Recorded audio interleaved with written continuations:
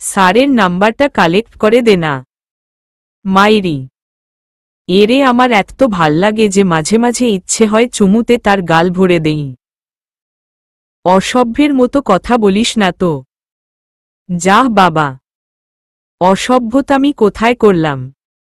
অসভ্যতামি কখন হতো জানিস? যখন আমার ইচ্ছের নৌকা তার ঠোঁটে গিয়ে থামত।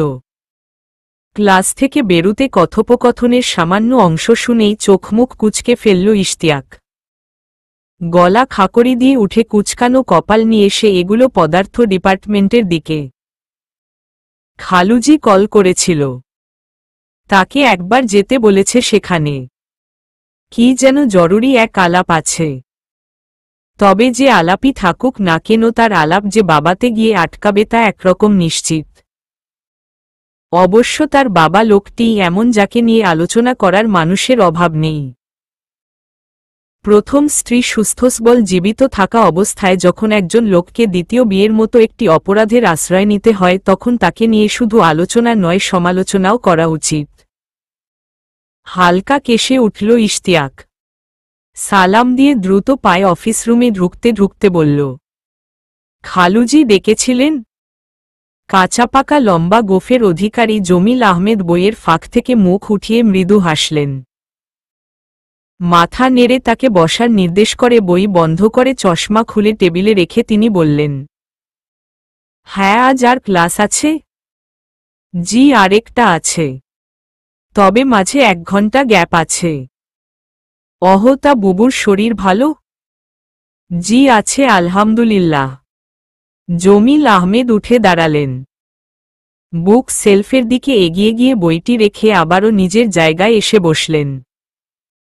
এবারে স্থির গলায় বললেন, আজ এখান থেকে সরাসরি আমার বাসায় যাবে। বুবুকেও আসতে বলেছি। আজ তোমাকে কিছু লোকের সাথে পরিচয় করিয়ে দিব। ঠিক আছে। দেখো বাবা, আমি ঘুরিয়ে ফিরিয়ে কথা বলতে পারি না, তাই আসল কথাতেই আসি। আজ যাদের সঙ্গে তোমার পরিচয় করিয়ে দিব তারা তোমার হবু শ্বশুর বাড়ির লোকজন। বুকের ভেতরটায় ছাত করে উঠল ইশতিয়াকের। চোখজোড়া রসগোল্লার মতো বানিয়ে সে বলল, জি। তবে ইশতিয়াকের প্রশ্নের জবাব দিলেন না জমিল আহমেদ। স্বাভাবিক সুরেই সে বললেন, কন্যা খুবই রূপবতী মধ্যবিত্ত পরিবার। আমাদের বাসার পাশেই থাকে। মেয়েটির বাবাও আলহামদুলিল্লাহ। আলাউদ্দিন সাহেব উনার সঙ্গে উঠা বসার জের ধরেই উনার পরিবারের সঙ্গে পরিচয়। মেয়ের বাবার নাম শুনে যেন চোখ কপালে উঠে গেল ইশতিয়াকের। আতকে উঠে সে বলল, আস্তাগফিরুল্লাহ, আমি তো আলাউদ্দিন সাহেবকে ভাই বলে ডাকি। এবারে খানিকটা চিন্তিত মনে হল জমিল আহমেদকে। তবে পরমুহূর্তেই নিজেকে সামলে নিয়ে সে বলল, তাই নাকি? একসময় ডাকতে, তবে আজ থেকে ডাকবে না। ভাই যে শ্বশুর হবে না এটা কোথাও লেখা আছে? নেই কিন্তু। কি? নীরব হয়ে পড়ল ইশতিয়াক। ভাই যে শ্বশুর হবে না এটা কোথাও লেখা না থাকলেও পুরো বিষয়টি অদ্ভুত। তাছাড়া এতদিন ধরে যাকে ভাই সম্বোধন করে এসেছে তাকে আজ থেকে কিভাবে বাবা বলে ডাকবে সে? তোমার সাথে আলাউদ্দিন সাহেবের দেখা হয়েছিল কবে? এর মাঝে আমাদের বাসায় গিয়েছিলে নাকি? জমিল আহমেদের কথা শেষ হতেই হালকা নড়েচড়ে বসল ইশতিয়াক। বলল, না, আগে যখন যেতাম তখন তো প্রায়ই দেখা হতো। আগে দেখা হবে কি করে? উনি তো আমাদের পাড়ায় এলেনি কিছু দিন হলো। পাড়ায় কিছু দিন হলো আসবেন কেন? উনি তো ও পাড়াতেই সেটেল। কপাল কুঁচকে ফেললেন জমিল আহমেদ। চোখে মুখে বিরক্তি ফুটিয়ে বললেন, আরে গাধা, তুমি যে আলাউদ্দিন সাহেবের কথা বলছো আমি সেই আলাউদ্দিন সাহেবের কথা বলছি না। তাছাড়া তুমি যেই আলাউদ্দিন সাহেবের কথা বলছো তার কি মেয়ে আছে নাকি? তার একটাই ছেলে, তাও ক্লাস 5-এ পড়ে। জমিল আহমেদের কথায় স্বস্তি ফিরে পেল ইশতিয়াক। চোখমুখে তৃপ্তির হাসি ফুটিয়ে বলল, অহো হ্যাঁ, তাই তো যাক, বাঁচা গেল। গবেট, ভাইকে শ্বশুর বানানো যাবে না এটা মাথায় এলেও তোমার মাথায় এটা আসে না ছেলে হয়ে ছেলেকে বিয়ে করবে কি করে? যাও এখন, দ্রুত চলে আসবে বাসায়। জমিল আহমেদের রুম থেকে বেরিয়ে হাঁপ ছেড়ে বাঁচল ইশতিয়াক। তবে পরমুহূর্তেই নিজের করা বোকামির হিসেব মেলাতেই অস্বস্তিরা এসে চেপে ধরল তাকে। মাঝে মাঝে তার যে কি হয়, সহজ কিছু কথা বুঝেও বোঝে না। জোরে সোরে একটি নিঃশ্বাস ফেলে পকেটে হাত দিল ইশতিয়াক। ফোন বের করে মেসেজ চেক করতে করতে এগুলো নিজের ডিপার্টমেন্টের দিকে। দ্রুত বেগে পা ফেলে রাস্তা পার হয়ে সিএনজি স্টেশনে দাঁড়াল দুটি। দুপুরের এই রৌদ্রোজ্জ্বল আবহাওয়ায় শরীরের ভেতরটা পুড়ে যাচ্ছে, ঘাম বেয়ে পড়ছে শরীর বেয়ে। রাজশাহীতে আসার পর থেকে নিউমার্কেটে প্রায়ই যাওয়া আসা চলে তার। তবে নিউমার্কেটের এদিকটায় আসলে তার গিজগিজে লোকের মাঝে হাঁটতে কষ্ট হয়।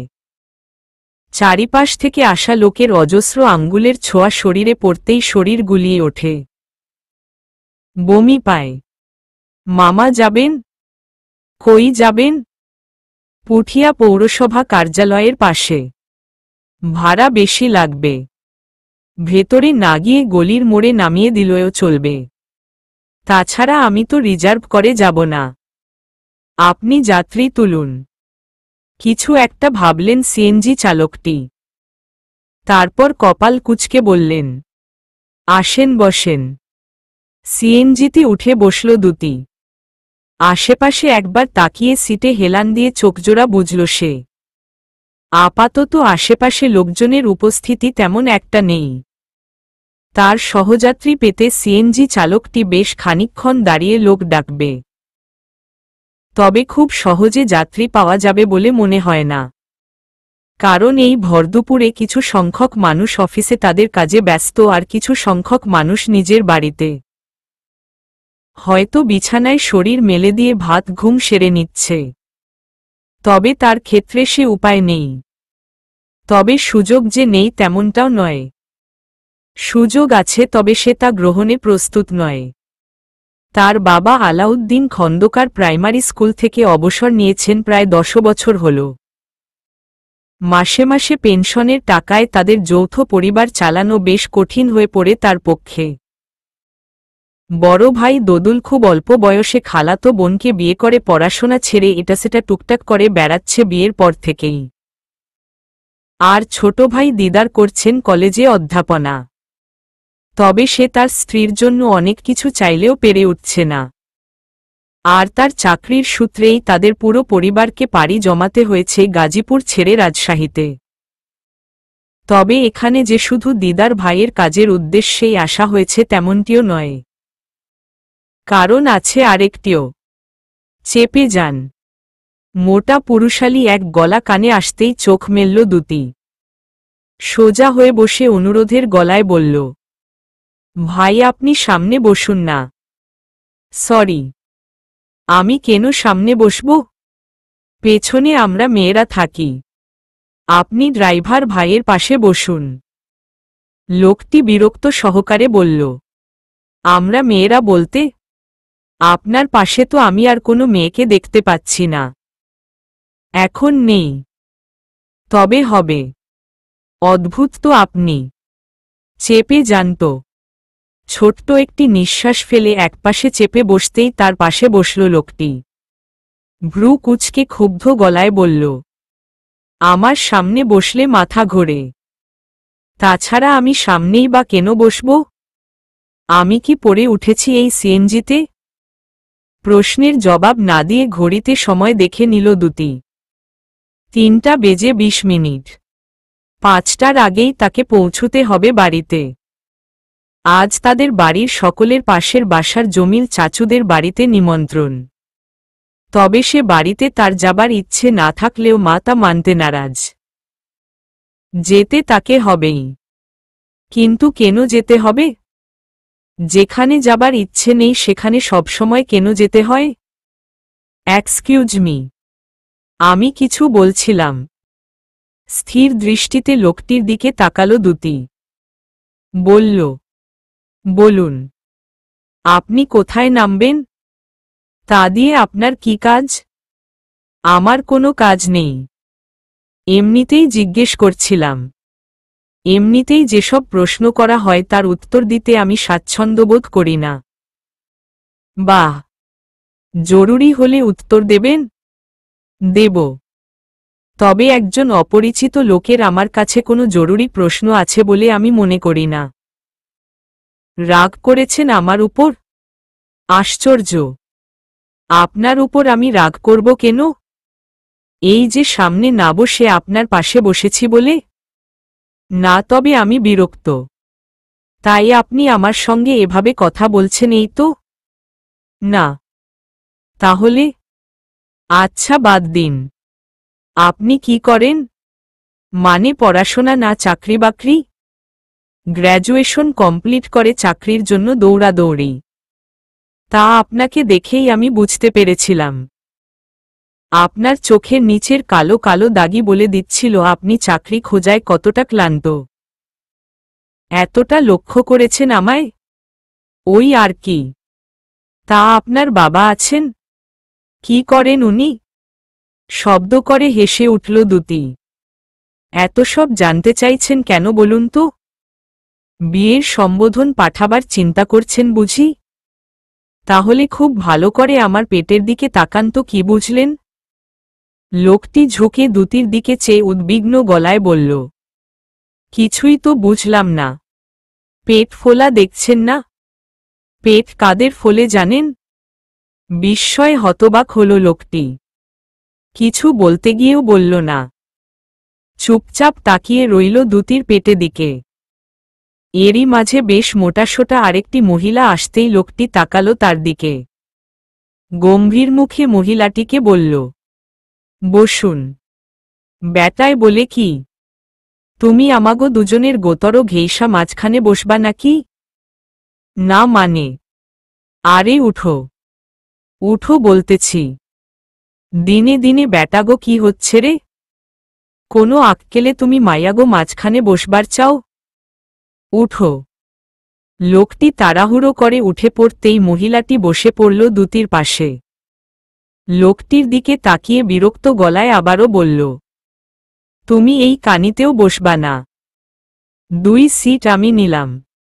তুমি যাও, সামনে বসো। এই সিএনজি ড্রাইভার? তোমার সমস্যা আছে? গায়ে গতরের সাথে ল্যাপটা লেপটি। থাপড়াইয়া ব্যাটার দাঁত ফেলাইতে মন চায়। বুকের ভেতরটায় অদ্ভুত এক প্রশান্তি অনুভব করল দ্যুতি।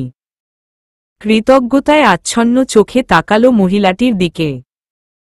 আচ্ছা, তার জায়গায় মোটাসোটা শ্যামলা বর্ণের এই মহিলাটি বসে থাকলে কি তার সঙ্গে ভাব জমাতে আসত লোকটি? কখনোই নয়, পুরুষেরা সৌন্দর্যের পূজারী। আর যেখানে সৌন্দর্য নেই সেখানে তারাও নেই। কখনোই নেই।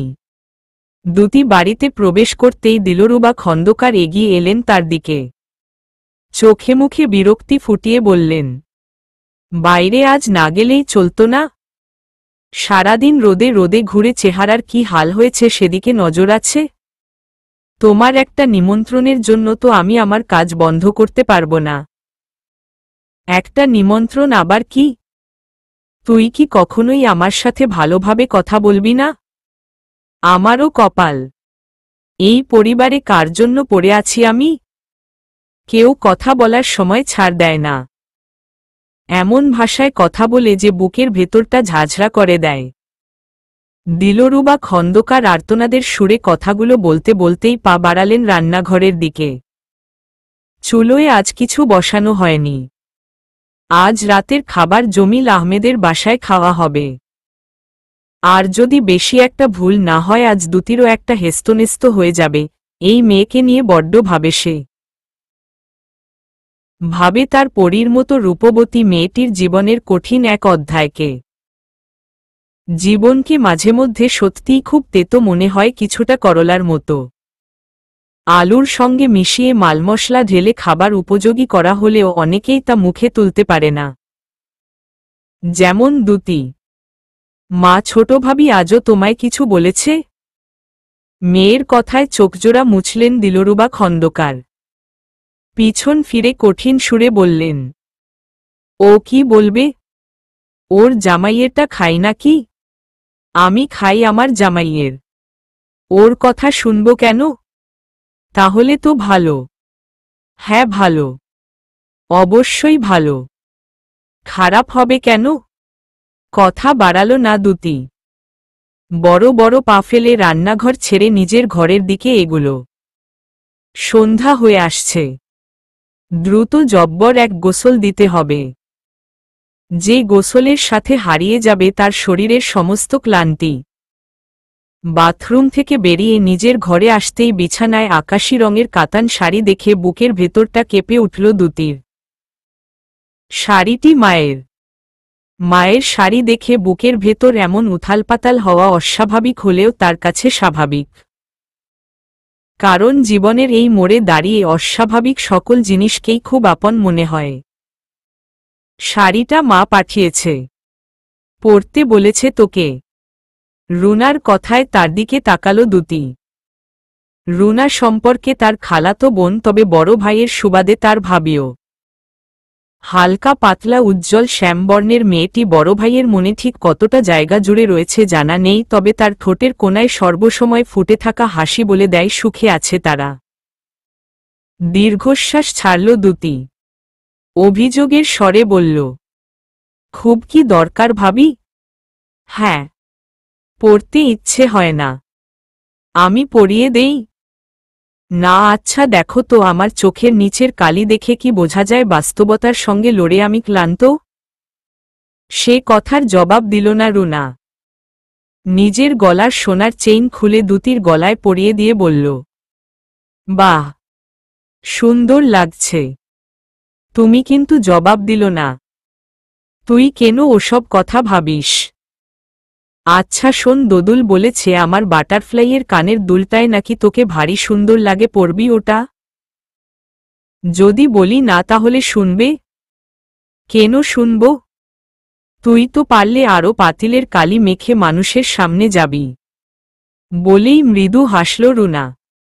তারপর পা বাড়ালো কানের দুলের উদ্দেশ্যে নিজের ঘরের দিকে। কানের দুলটি তার মায়ের দেয়া। সোনার কানের দুল বলতে ওই একটি আছে, তবে এ নিয়ে মাথা ব্যথা নেই তার। সোনা দিয়ে কি হবে?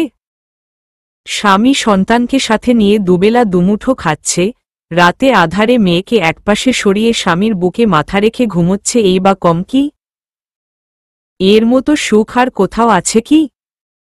রাতের আধারেরা জমা হতে শুরু করেছে ধীরে ধীরে। চারিদিকের কোলাহলেরাও ধীরে ধীরে রূপ নিচ্ছে নীরবতায়। আধারের সঙ্গে নীরবতার একটি জটিল সম্পর্ক রয়েছে, কারণ রাত না হতেই আধারের সেই বিষণ্ণতা খুঁজে বেড়ায় নীরবতাকে, আর নীরবতা আকাশ ভরা জোছনাকে। মধুর কিছু সম্পর্কের সূচনা যে এভাবেই হয়। আপনি রাজশাহী ভার্সিটির একজন প্রফেসর। ছাত্র অবস্থায়ও টপে ছিলেন, ফ্যামিলির অবস্থাও ভালো। সেই আপনিই আমার মতো এমন একজন মেয়েকে মায়ের কথায় বিয়ে করছেন। অস্বস্তি হচ্ছে না? নীরবতা ভেঙে দুটি কথাটি বলতেই দীর্ঘশ্বাস ফেলল ইশতিয়াক। ব্যালকনির গ্রিলে হাত রেখে আবছায়া পথের দিকে তাকিয়ে বলল, আপনার মতো মেয়ে বলতে?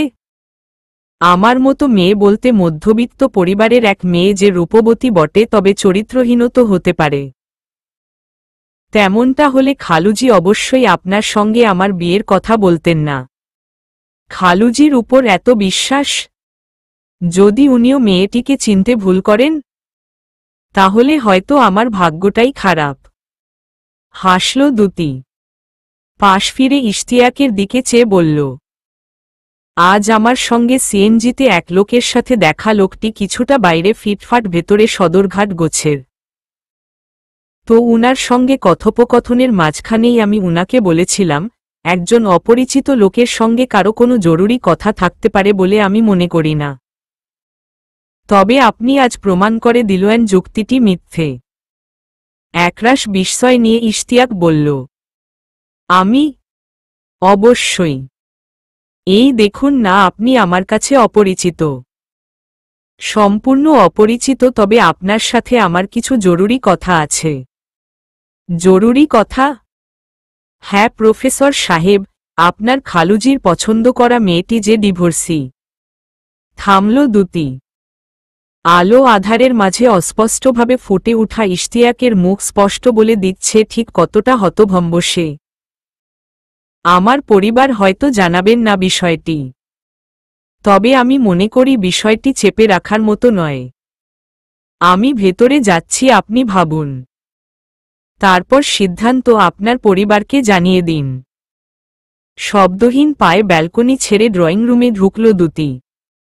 শ্যামবর্ণের খোঁচা খোঁচা দাড়িওয়ালা লম্বা চওড়া গড়নের লোকটিকে দেখে মন্দ লাগেনি তার। মন্দ লাগার মতো নয় লোকটি, তবে লোকটি তার ধাঁচের নয়। তাছাড়া একটি সম্পর্কের শুরুতেই মিথ্যে, যার ফলাফল এক জীবন দুঃখ, যে দুঃখের নেই কোনো সীমাপরিসীমা। কাঁধে হাতের স্পর্শ পেয়েই পেছনে ফিরল দ্যুতি। মুখভর্তি হাসি নিয়ে দাঁড়িয়ে আছেন রেহানা চৌধুরী।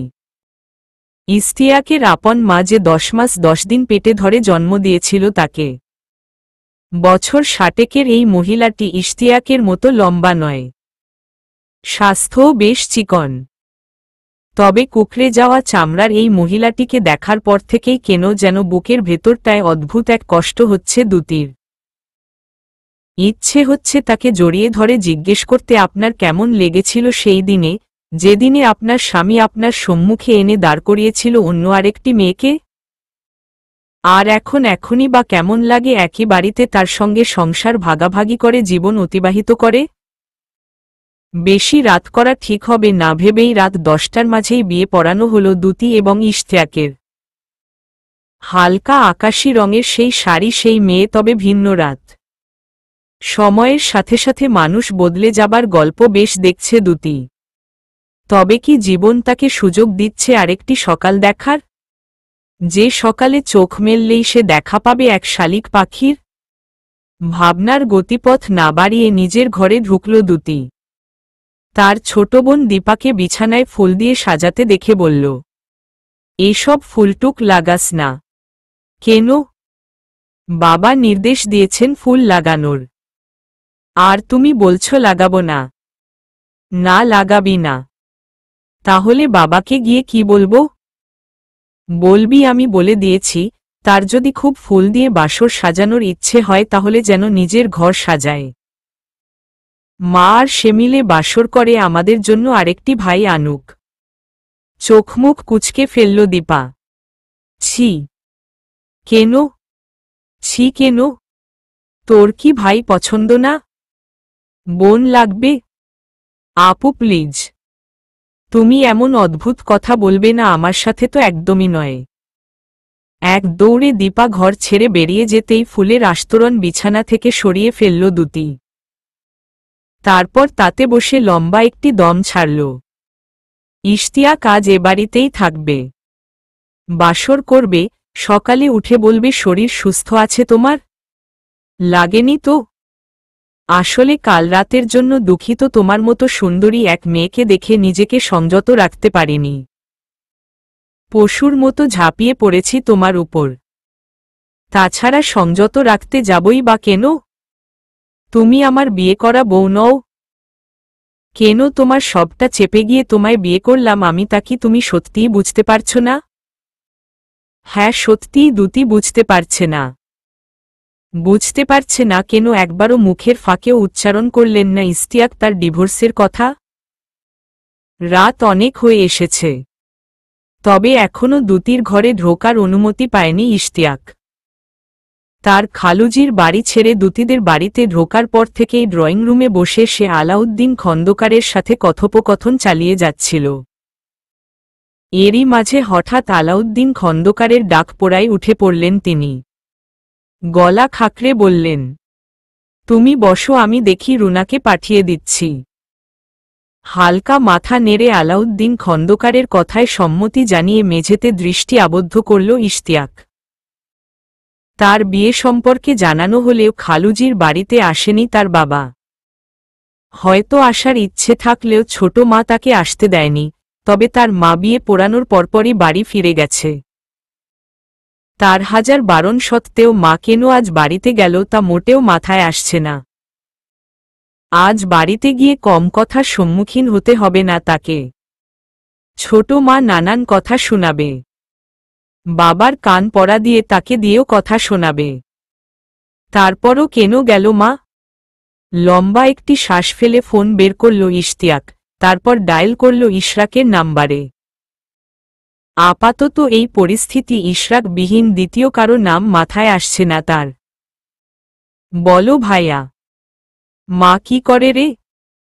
বড়মা তো তার রুমে ঘুমিয়ে পড়েছে বোধ হয়। আর ছোট মা? মাকে কিছু বলেছে? না, মা কথা উঠাতে চেয়েছিল, তবে আমি কাটিয়ে দিয়েছি। তুমি টেনশন করো না, আমি তো আছি। স্বস্তির নিঃশ্বাস ফেলল ইশতিয়াক। সোফায় শরীর এলিয়ে দিয়ে বলল, ঠিক আছে, তবে তুই একটু রাতে একবার উঠে গিয়ে মাকে দেখে আসবি। আসবো তা কি করো তুমি? ভাবি কোথায়? রুমে হয়তো। আর তুমি? ড্রয়িং রুমে। এখনো রুমে যাওনি কেন? জানি না, অদ্ভুত লাগছে। ইচ্ছে হচ্ছে এক দৌড়ে এই বাড়ি ছেড়ে বেরিয়ে যেতে। এই না, মোটেও না। একটু অপেক্ষা করো, আমার সাথে কথা বলেই না হয় সময় পার করো। আচ্ছা, তোমার কোনো শালিটালি আছে নাকি? ম্লান হেসে ইশতিয়াক বলল, আছে। বাহ, খাপে খাপ আব্দুল্লাহর বাপ। তা কেমন সে? সুন্দরী তো। কেন? তা দিয়ে তোর কি কাজ? আরে বাবা, বেআইন একটা সম্পর্ক আছে না? আমি তো ভেবে রেখেছি তোমার শালির সাথে আসসালামু আলাইকুম বেআই সাব গানে ফাটিয়ে নাচব। তাহলে তোর ভাবনায় সেগুড়ে বালি। শ্বশুর মশাইয়ের সাথে কথা বলে যা বুঝলাম, শালি আমার অতি ভদ্র। কথাও মেপে মেপে বলে। তোমাদের সাথে মেপে মেপে বললেও আমার সাথে বলবে না বাজি লাগবে? লাগবে বাজি। বাজে না বকে ফোন রাখো, আর হ্যাঁ, মাকে দেখে রাখিস। ঠিক আছে মেরা ভাই, রাখছি। এনজয় ইউর বাসর রাত। ঠোঁটে মুখে হাসি নিয়ে ইশতিয়াক ফোন রাখতেই পর্দা ঠেলে ড্রয়িং রুমে প্রবেশ করল রুনা। কয়েক কদম এগিয়ে এসে অনুরোধের সুরে বলল, অনেকক্ষণ অপেক্ষা করালাম, আসলে রুম সাজাতে সাজাতেই দেরি হয়ে গেল। কোনো প্রিপারেশন ছিল না তো। আসুন। বেশ ছোটমোটো একটি ঘর, যার একপাশে একটি খাট এবং অন্য পাশে আলনা ও পড়ার টেবিল রাখা। তাতে বইয়ের উপস্থিতি মোটেও নগণ্য নয়। মোটা মোটা বই স্তূপ আকারে একটির উপর অন্যটি সারি করে সাজিয়া রাখা। আসবাবপত্র বলতে শুধু এগুলোই রয়েছে ঘরে। তবে এ সকল জিনিসের মাঝে যেটি দেখে অবাক হল ইশতিয়াকের, সেটি হল ক্যাসেট। আজকের যুগে দুতির ঘরে ক্যাসেট? অদ্ভুত। ঘরের মাঝামাঝি প্রবেশ করতেই দরজার ছিটকিনির শব্দ পেয়ে পেছনে ফিরল ইশতিয়াক। দুতিকে দেখে ক্যাসেটের দিকে দৃষ্টি দিয়ে বলল, আপনার ক্যাসেট? আমার ঘরে তো আমার ক্যাসেটই থাকার কথা। তা তো অবশ্যই, কিন্তু এই যুগে ক্যাসেট? অবাক হলাম। কেন? আগের যুগে মেয়েরা শাড়ি পরত, এখন কি আর পরে না? পরে, তবে অল্প সংখ্যক। তাহলে ধরে নিন সেই অল্পসংখ্যকের মাঝে আমিও একজন। পড়ার টেবিলের পাশের চেয়ারটি ঠেলে এনে তাতে বসল ইশতিয়াক। নরম গলায় জানতে চাইল, তা শুধু গান শোনেন না, নিজেও গাইতে জানেন? গাই যখন কষ্ট হয়, খুব কষ্ট হয়। তাহলে আপনি দুঃখের গানই বেশি শোনেন। দীর্ঘশ্বাস ছাড়ল দুতি। বিছানায় বসে বলল, শুনি। এখন শোনাবেন একটা? সময় নিল না দুতি। এখন তার কষ্ট হচ্ছে, প্রচুর কষ্ট। আমার আধার ঘরের প্রদীপ যদি নাই বা জ্বলে, কণ্ঠমালার বকুল যদি যায় গো ঝরে, ওগো প্রিয়, জাগবো বাসর শূন্য শয্যা পাতি, আমার বিফল রাতি। বন্ধ হবে সেদিন গানের খেয়া, চুকবে যেদিন সকল দেয়া নেয়া, পথের পাশে ঝরবে শেফালিকা দীর্ঘশ্বাসে মাতি, ওগো প্রিয়, জাগব বাসর শূন্য শয্যা পাতি, আমার বিফল রাতি, তোমার পায়ের চিহ্ন সরি হৃদয়তলে রাখব ধরি, মরণ যেদিন আসবে ঘিরে, নিভবে যখন বাতি, ওগো প্রিয়, জাগব বাসর শূন্য শয্যা পাতি, আমার বিফল রাতি, আমার আধার ঘরের প্রদীপ যদি নাই বা জ্বলে। মুগ্ধ চোখে দুতির দিকে তাকিয়ে রইল ইশতিয়াক।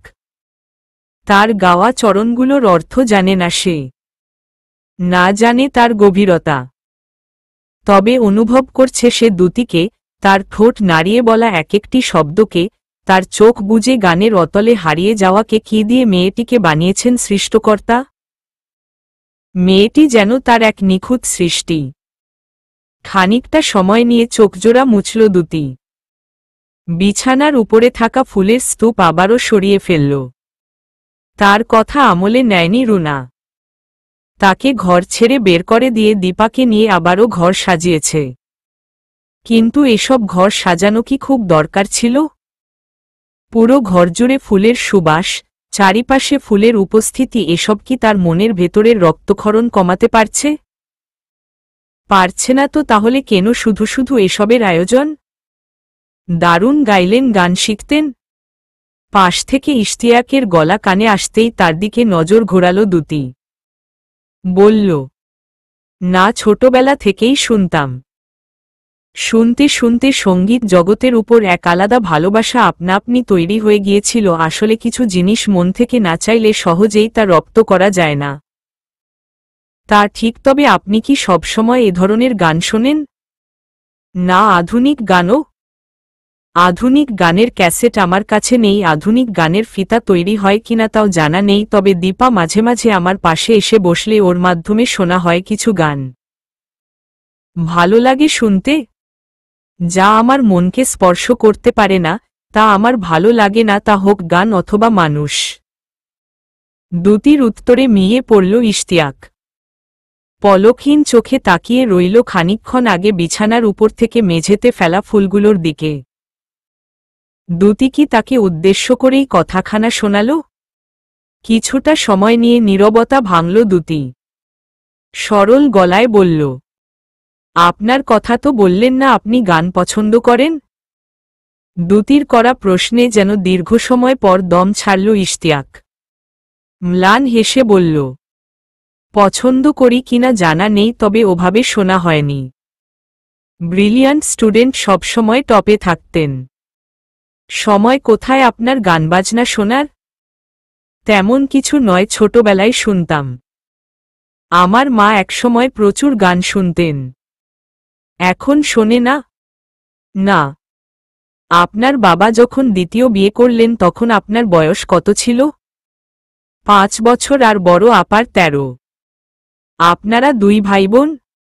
না, 3 ভাইবোন আমরা। তাহলে আপনার বাবা যখন দ্বিতীয় বিয়ে করলেন তখন আপনার মায়ের কোলে ছোট আরেকটি সন্তানও ছিল? না, ছিল না। ইশরাক ছোটমার পক্ষের। তবে ও আমার ভাই, আমার সবচেয়ে কাছের একজন মানুষ, যাকে ছাড়া আমার জীবন অপরিপূর্ণ। আমার মা যখন কাঁদে তখন আমি ঠিক যতটা কষ্ট পাই ঠিক ততটা কষ্ট ইশরাকও পায়। ইশতিয়াকের গলা ধীরে ধীরে ভারী হয়ে যাচ্ছে বুঝতে পেরে প্রসঙ্গ পাল্টাল দুতি। ঘুরে ফিরে আবারও সঙ্গীতেই ফিরে আসাটাই উত্তম মনে হল তার। আপনার রবীন্দ্রসঙ্গীত ভালো লাগে? ভালো লাগে কিনা জানি না, তবে আমার ঘুম পায়, প্রচুর ঘুম পায়। খানিকটা নড়েচড়ে বসে ইশতিয়াক জবাব দিতেই চোখমুখ কুঁচকে ফেলল দুতি। তার আশেপাশে ঘোরা সকলেরই কি রবীন্দ্রসঙ্গীতে ঘুম পায়? এমন কেন সকলে? এদের মাঝে কি সামান্যতম অনুভূতিও নেই? হয়তো নেই। শরীরে রক্তমাংস থাকলেই যে তার মাঝে অনুভূতি থাকবে তেমন তো নয়। ভাবনার গতিপথ না বাড়িয়ে চোখজোড়া সহজ করল দুতি। গলার জোর খানিকটা বাড়িয়ে বলল, একটা চুমু খাবেন? দুতির কথা বোধগম্য হল না ইশতিয়াকের। চোখজোড়া রসগোল্লার মতো গোলগোল করতেই উঠে দাঁড়ালো দুতি। দুকদম এগিয়ে এসে ইশতিয়াকের হাতজোড়া ধরে টেনে নিয়ে এল বিছানায়। সময় নিয়ে হাঁটুজোড়া বিছানায় গেড়ে খানিকটা এগিয়ে এল দুতি। দুহাতে ইশতিয়াকের মুখ আঁকড়ে ধরে চোখের পাতা বুজে তার গালে ঠোঁটের স্পর্শ এঁকে দিয়ে ধীর গলায় বলল, কিছু অনুভব করলেন? দুতির প্রশ্নের জবাব দিল না ইশতিয়াক। ঘোর লাগা চোখে সে তাকিয়ে রইল দুতির দিকে। মেয়েটি তার বোঝার ঊর্ধ্বে। একদমই তাকে বুঝতে পারছে না সে, তবে বুঝতে চায় সে দুতিকে, তার ভাষা চোখের ভাষাকে, তার কষ্টগুলোকে। চোখজোড়া মেলে ইশতিয়াককে ছেড়ে কয়েক কদম পিছিয়ে এল দুতি। ছোট্ট একটি নিঃশ্বাস ফেলে ক্যাসেটের দিকে তাকিয়ে বলল, আমার কাছে রবীন্দ্রসঙ্গীতও এমন যা আমার পুরো শরীরে জোয়ার এনে দেয়, যাকে আমার বেঁধে রাখতে ইচ্ছে হয় বুকের ভেতরের মণিকোঠায়। সাত সকালে বিছানা ছেড়ে উঠতে কষ্ট হলেও খানিকটা মোচড়ামুচড়ি করে উঠে পড়ল নিতা। আজকাল দিদারের জ্বালায় রাতে ঘুমানো দায় হয়ে পড়েছে। ফোঁসফোঁস করে নাক ডাকা আর ঘুমের ভেতর নড়াচড়া তার দিনে দিনে বাড়ছে। রাতে মাঝে মাঝে ইচ্ছে হয় লোকটাকে রামদা দিয়ে কেটে কুচি কুচি করে ফেলতে। তবে যখন রাত শেষে সকাল হয় তখন ভাবনা পাল্টে যায়। মন বলেছি, কি বিশ্রী চিন্তাভাবনা। শোবার ঘরের দরজা খুলে বাথরুমে যাবার জন্য রওনা হতেই রান্নাঘরের দিকে নজর পড়ল নিতার। রান্নাঘরের পাশেই বাথরুম তাদের। সহজ ভাষায় বললে শেওলা পড়া কলের পার। এ নিয়ে অবশ্য দিদারকে কয়েকবার বলেছে সে। তবে দিদারের ভাবমূর্তির কোনো পরিবর্তন হয়নি। মাঝে মাঝে সত্যি ইচ্ছে হয় লোকটিকে রামদা দিয়ে কেটে কুচি কুচি করতে। গায়ের ওড়না ঠিকঠাক করে বাথরুমে না ঢুকে রান্নাঘরে ঢুকল নিতা। কপাল কুঁচকে রুনার উদ্দেশ্যে বলল, আমার বয়ম থেকে ময়দা নিয়েছ? ময়দা গোলায় এতটাই ব্যস্ত হয়ে পড়েছিল যে নিতার উপস্থিতি টের পায়নি রুনা। তবে জোর গলায় নিতা আবারও প্রশ্নখানা করতেই কেঁপে উঠল সে। গামলায় গোলানো ময়দার মাঝ থেকে হাত উঠিয়ে পিছন ফিরে বলল, হ্যাঁ, এক বাটি নিয়েছি। কেন? ময়দা কম পড়ে গিয়েছিল। তবে চিন্তা করো না, বাবা যাবে দোকানে, তারপর না হয় আবার এক বাটি রেখে দিব। আশ্চর্য, তোমাদের ওই খুচরা ময়দা আমি খাই না কি? আমি খাই প্যাকেট ময়দা। আর তোমার দুই দণ্ড সইল না। বাবা ময়দা নিয়ে আসলেই না হয় তুমি বানাতে। তা পারতাম, কিন্তু দুতির জামাইয়ের ক্লাসের দেরি হয়ে যাচ্ছিল, তাই মা বলল তোমার বয়ম থেকেই নিয়ে নিতে। মা বলল আর হল, আমার অনুমতির কোনো দাম নেই? পেছনে থেকে রান্নাঘরে ঢুকতে ঢুকতে দুতি বলল, তুমি যখন প্যাকেট প্যাকেট ময়দা কিনে তোমার বাবার বাড়িতে পাঠাও তখন তুমি আমার মায়ের অনুমতি নাও যে আজ তোমার অনুমতি আমার মার নিতে হবে? কত বড় কথা! এত বড় কথা বলার তুমি সাহস পাও কোথায় থেকে? তোমার সাথে কথা বলতে আমার সাহস লাগবে? চুপ করো বেয়াদব মেয়ে। তোমার এই বেয়াদবির জন্যই তোমার কপালে সুখ টেকে না। এই যে এই শ্বশুর বাড়ি যাচ্ছ না, দুদিন বাদে এরাও তোমাকে ঘাড় ধাক্কা দিয়ে বের করে দেবে। দিল তো ভালো, তুমি খুশি থাকবে, তোমার মন শান্তি পাবে। খেপে গেল নিতা। কটমটে গলায় বলল, কি বেয়াদব মেয়ে! আমি নাকি শান্তি পাব? কথা শুনেছ বড় ভাবি? এ পর্যায়ে মুখ খুলল রুনা। ক্লান্ত সুরে বলল, দুজনেই চুপ করো, বাড়িতে জামাই আছে সেসব কি ভুলে গেলে? আর দুতি তুই তোর রুমে যা। দেখ ইশতিয়াক ভাই রেডি হয়েছে কিনা। হয়েছে, আমি রুটি নিতেই এসেছিলাম। তবে ছোট ভাবি যা বলল তাতে আমি আর ওকে এই রুটি খেতে দিব না। আমরা দুজনেই বাইরে নাস্তা করে নিব। গেট লাগিয়ে দাও। কথাখানা বলে হন্য পায়ে দুতি বেরিয়ে যেতেই আগুনের ফুলকি চোখে রুনার দিকে তাকিয়ে নিতা বলল, মেয়ের দেমাগ দেখেছ? এই কারণেই, ঠিক কারণেই ওর সংসার টেকে না, আর না টিকবে। আমার বাপের বাড়ি তুলে কথা, আজ ওর একদিন কি আমার একদিন। দিলরুবা খন্দকারের কোরআন তেলাওয়াতের সুর কানে এলেও তা উপেক্ষা করে দ্যুতির পিছু পিছু বাড়ি ছেড়ে বেরিয়ে পড়ল ইশতিয়াক। নীরবে তালে তাল মিলিয়ে চলল দ্যুতির। ওদের বাড়িতে কিছু একটা হয়েছে, এটি স্পষ্ট বোঝা যাচ্ছে। কেউ একজন প্রচুর চিৎকার চেঁচামেচি করছিল নষ্টা মেয়ে ছেলে বলে। কিন্তু কে করছিল এসব গালিগালাজ? আর কাকেই বা করছিল? হঠাৎ দ্যুতিকে ছোটমোটো একটি চায়ের দোকানে ঢুকে পড়তে দেখে ভ্রু কোঁচকাল ইশতিয়াক। চলন্ত পাজরা থামিয়ে দাঁড়িয়ে পড়ল দোকানের সামনে। আসুন। ইচ্ছে না থাকা সত্ত্বেও দ্যুতির ডাকে ভেতরে ঢুকল ইশতিয়াক। ভ্রুজোড়া স্বাভাবিক করে বলল, এখানে কেন? নাস্তা সারবার জন্য কি খাবেন বলুন? হতভম্ব হয়ে ইশতিয়াক বলল, এখানে খাবো? হ্যাঁ খাবেন। সমস্যা আছে কি? না, তবে জায়গাটা অনেক আনহাইজেনিক। ইশতিয়াকের কথা আমলে না নিয়ে 4টে পরোটা এবং 2 বাটি ডাল অর্ডার করে টেবিলের উপর হাতের কনুই ঠেকালো দ্যুতি। নিজের দুগালে হাত রেখে বলল, 2টো পরোটায় হয়তো? হুম। আসলে আমাদের বাড়িটা স্বাভাবিক আর 10টা বাড়ির মতো নয়।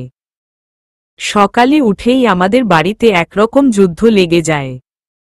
কখনো মার সঙ্গে বাবার, কখনো বা ছোট ভাবির সঙ্গে মার, আবার কখনো আমার সঙ্গে তাদের। খানিকটা স্বাভাবিক হল ইশতিয়াক। কাঠের ভাঙ্গা চেয়ারে আরাম করে বসল। তারপর মনোযোগী শ্রোতা বেশে দ্যুতির দিকে চেয়ে বলল, সব বাড়িতেই এমন হালকা দ্বন্দ্ব হয়। আমাদের বাড়িরটা হালকা ভেবে ভুল করবেন না, আমাদেরটা ভারী, প্রচুর ভারী। মাঝে মাঝে মানসিক অশান্তি হয়। আপনি 2 দিন আমাদের বাড়িতে দিন কাটালে পাগল হয়ে যাবেন, তার গ্যারান্টি আমি দিচ্ছি। থামল দ্যুতি। ঘুরে পিছন ফিরে দোকানদারকে তাড়া দিয়ে আবারও বলল, এখন ভাবছেন আপনি কোথায় এসে পড়লেন, তাই না? চমকে উঠল ইশতিয়াক। মনের কথা শোনার মতো কোনো মেশিন আছে কি দ্যুতির কাছে? আমি যখন শারজিমদের বাড়িতে ছিলাম তখন মনে হতো যাক, প্রতিদিনের এসব ঝগড়াঝাটি থেকে তো মুক্তি পেয়েছি। প্রশ্নসূচক দৃষ্টিতে ইশতিয়াক বলল, শারজিম? হাসল দ্যুতি। শারজিম আমার এক্স হাজবেন্ড। সুন্দর না নামটা? বুকের ভেতরটায় টিপটিপ করে উঠল ইশতিয়াকের। এই তাহলে সেই ব্যক্তি যে দ্যুতির মতো একটি মেয়ের সঙ্গ পেয়েও তা ধরে রাখতে পারেনি? কিন্তু কেন? কি এমন কারণ ছিল যে সে নিজেকে দ্যুতির সঙ্গে মানিয়ে নিতে পারেনি? এই তো চলে এসেছে পরোটা। নিন, এবার খেয়ে রিভিউ দিন এই আনহাইজেনিক পরোটার। তবে আমার মতে ঢাকায় রহিম মামার দোকানের পর যদি কোথাকার পরোটা অমৃত হয়ে থাকে সেটি এই দোকানের। রাজশাহীতে আসার পর থেকে প্রায় সকালের নাস্তাই আমি এখান থেকে সেরেছি। বিশ্বাস করবেন কিনা জানি না, কেউ যদি আমায় একপাশে 1 প্যাকেট বিরিয়ানি আর অন্য পাশে এই 2টো দোকানের ডাল পরোটা দেয়, তাহলে আমি নিঃসন্দেহে বেছে নিব এদের। তাই? হ্যাঁ বললেন না তো কেমন লাগলো? ভালোই। দ্যুতির কথায় পরোটা মুখে পুড়লেও তা গিলতে পারছিল না ইশতিয়াক। তাই পরোটা এবং ডালের কথা দ্রুত শেষ করতেই কথা ঘোরাল সে। আপনি তো ফোন ইউজ করেন না, তো আপনার সঙ্গে যোগাযোগ করতে চাইলে কিভাবে করব? বাবার নাম্বারে কল দিলেই হবে। তবে বিকেলের পর। আমার বাড়ি ফিরতে ফিরতে বিকেল গড়িয়ে যায়। কোথায় থাকেন সারাদিন? New market. ওখানে সারাদিন কেন? ও মা! বাবা তাহলে এটাও বলেনি আমি ওখানের শতরূপা নামের একটি বিউটি পার্লারে কাজ করি? মুখটা ছোট হয়ে এল ইশতিয়াকের। দ্যুতি বিউটি পার্লারে কাজ করে? লোকমুখে সে শুনেছে বিউটি পার্লারের মেয়েগুলোর চরিত্র ভালো হয় না। তবে সে যতটুকু দেখেছে দ্যুতিকে, তাতে দ্যুতি ওমন মেয়ে নয়। তবে লোকজনের মুখ তো আটকে রাখা যাবে না। তাহলে কি দ্যুতিকে বিউটি পার্লারের কাজ ছেড়ে দিতে বলবে সে? নিষেধ করতে গিয়ে সিদ্ধান্ত পাল্টে ফেলল ইশতিয়াক। এক রাতে সে অনেকটা বুঝছে দ্যুতিকে, তার ধারণা ভুল না হলে দ্যুতি নিজেকে নিজে নিয়ন্ত্রণ করতে বেশি স্বাচ্ছন্দ্যবোধ করে, অপর কেউ তাকে নিয়ন্ত্রণ করতে চাইলে সে অবশ্যই তা ভালো চোখে নেয় না। মায় আচ্ছন্ন বিকেলের পথ ধরে ক্লান্তিমাখা শরীর নিয়ে হাঁটতে ভালো লাগছিল দ্যুতির। আজকের বিকেলের এই আবহাওয়া অন্য দিনের চেয়ে একটু আলাদা। এই শেষ বিকেলে রোদের দেখা নেই। চারিদিকের আকাশ হালকা মেঘে ছেয়ে আছে। লাল সূর্যটাও হারিয়ে গেছে উঁচু উঁচু দালানের ফাঁকে। হেঁটে হেঁটে এগুনোর ফলে তা খানিকক্ষণের জন্য নজরে এলেও পরমুহূর্তেই আবারও হারিয়ে যাচ্ছে। আজকাল সূর্যও তার সঙ্গে লুকোচুরি খেলা শুরু করেছে। ঠোঁটে মুখে হাসির ঝলক নিয়ে বাড়িতে ঢুকতেই দ্যুতির কানে এল নিতার গলার স্বর। ধীর পায়ে কয়েক কদম এগিয়ে তাদের ঘরের দরজার সামনে দাঁড়াতেই পুরো শরীর শক্ত হয়ে এল তার ওপাশ থেকে নিতা বলেই যাচ্ছে, না আমি খাব না। যে পর্যন্ত ওই নষ্টা মেয়ে এই বাড়িতে থাকবে আল্লাহর কসম আমি একটা দানাও মুখে তুলব না। পাশ থেকে দিদার ক্ষীণস্বরে বলল, আস্তে কথা বলো নিতা, আমার একটা মানসম্মান আছে, এই পাড়ায় অন্তত তা নষ্ট করো না। আমি নষ্ট করি তোমার মানসম্মান? আমি? কার জন্য তোমাদের বাড়ি বিক্রি করে গোষ্ঠী ধরে রাজশাহী আসতে হলো? আমার জন্য? আমি সব মানছি, কিন্তু তাই বলে তো আমরা দ্যুতিকে রাস্তায় ফেলে দিতে পারি না। কেন পারবে না? এখন বলে দিচ্ছি আমি তোমায় এই পাড়াতেও তোমাদের মানসম্মান থাকবে না। এই প্রতিদিন সকালে বের হয় আর বাড়ি ফেরে বিকেলে। কোথায় কখন যায় ও সেই খবর রাখো? পার্লারে কাজ পেয়েছে বলেছেই তো দ্যুতি। চুপ করো তো, ওসব পার্লার না ছাই। এসব নষ্টা মেয়েরা শুধরবে না, হাজার জায়গা বদলালেও না। হ্যাঁ সবই ঠিক আছে, তো সব ঠিক থাকলে বাড়ি থেকে বের করে কেন দিচ্ছ না ওকে? কাল রাতে তো বিয়েও হয়ে গেল, তাড়াতাড়ি বের করার ব্যবস্থা করো। সময় নিয়ে দিদার বলল, করছি তো। বিয়েতে যেন কোনো সমস্যা না আসে এজন্যই তো ইশতিয়াকের মাকে বুঝিয়ে সুঝিয়ে কালই বিয়ের কাজ সেরে ফেললাম। খুব ভালো করেছ, এবার তারাও একে। নয়তো বাড়িতে যে ছোটটা আছে ওকেও মানুষ গায়ে থুতু দেবে। চলো এবার খেয়ে নাও। যাচ্ছি, তুমি মানো আর নাই মানো ইশতিয়াক ব্যাটা গর্দব একটা, সাথে কামুকও বটে। মেয়ে ছেলের শরীরই কি সব? শরীর দেখেই তেনা তেনা হয়ে গেলি। একবার এটা খোঁজ নিয়ে দেখবি না মেয়ে কোনো পাড়ার বেশ্যা কিনা। দীর্ঘশ্বাস ছাড়ল দ্যুতি। শব্দহীন পায় এগুলো নিজের ঘরের দিকে। এসব কথা শোনার কোনো মানে হয় না।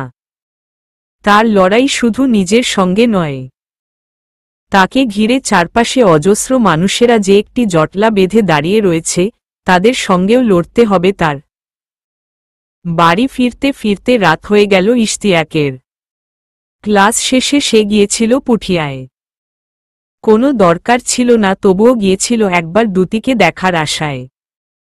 তবে দেখা পায়নি তার।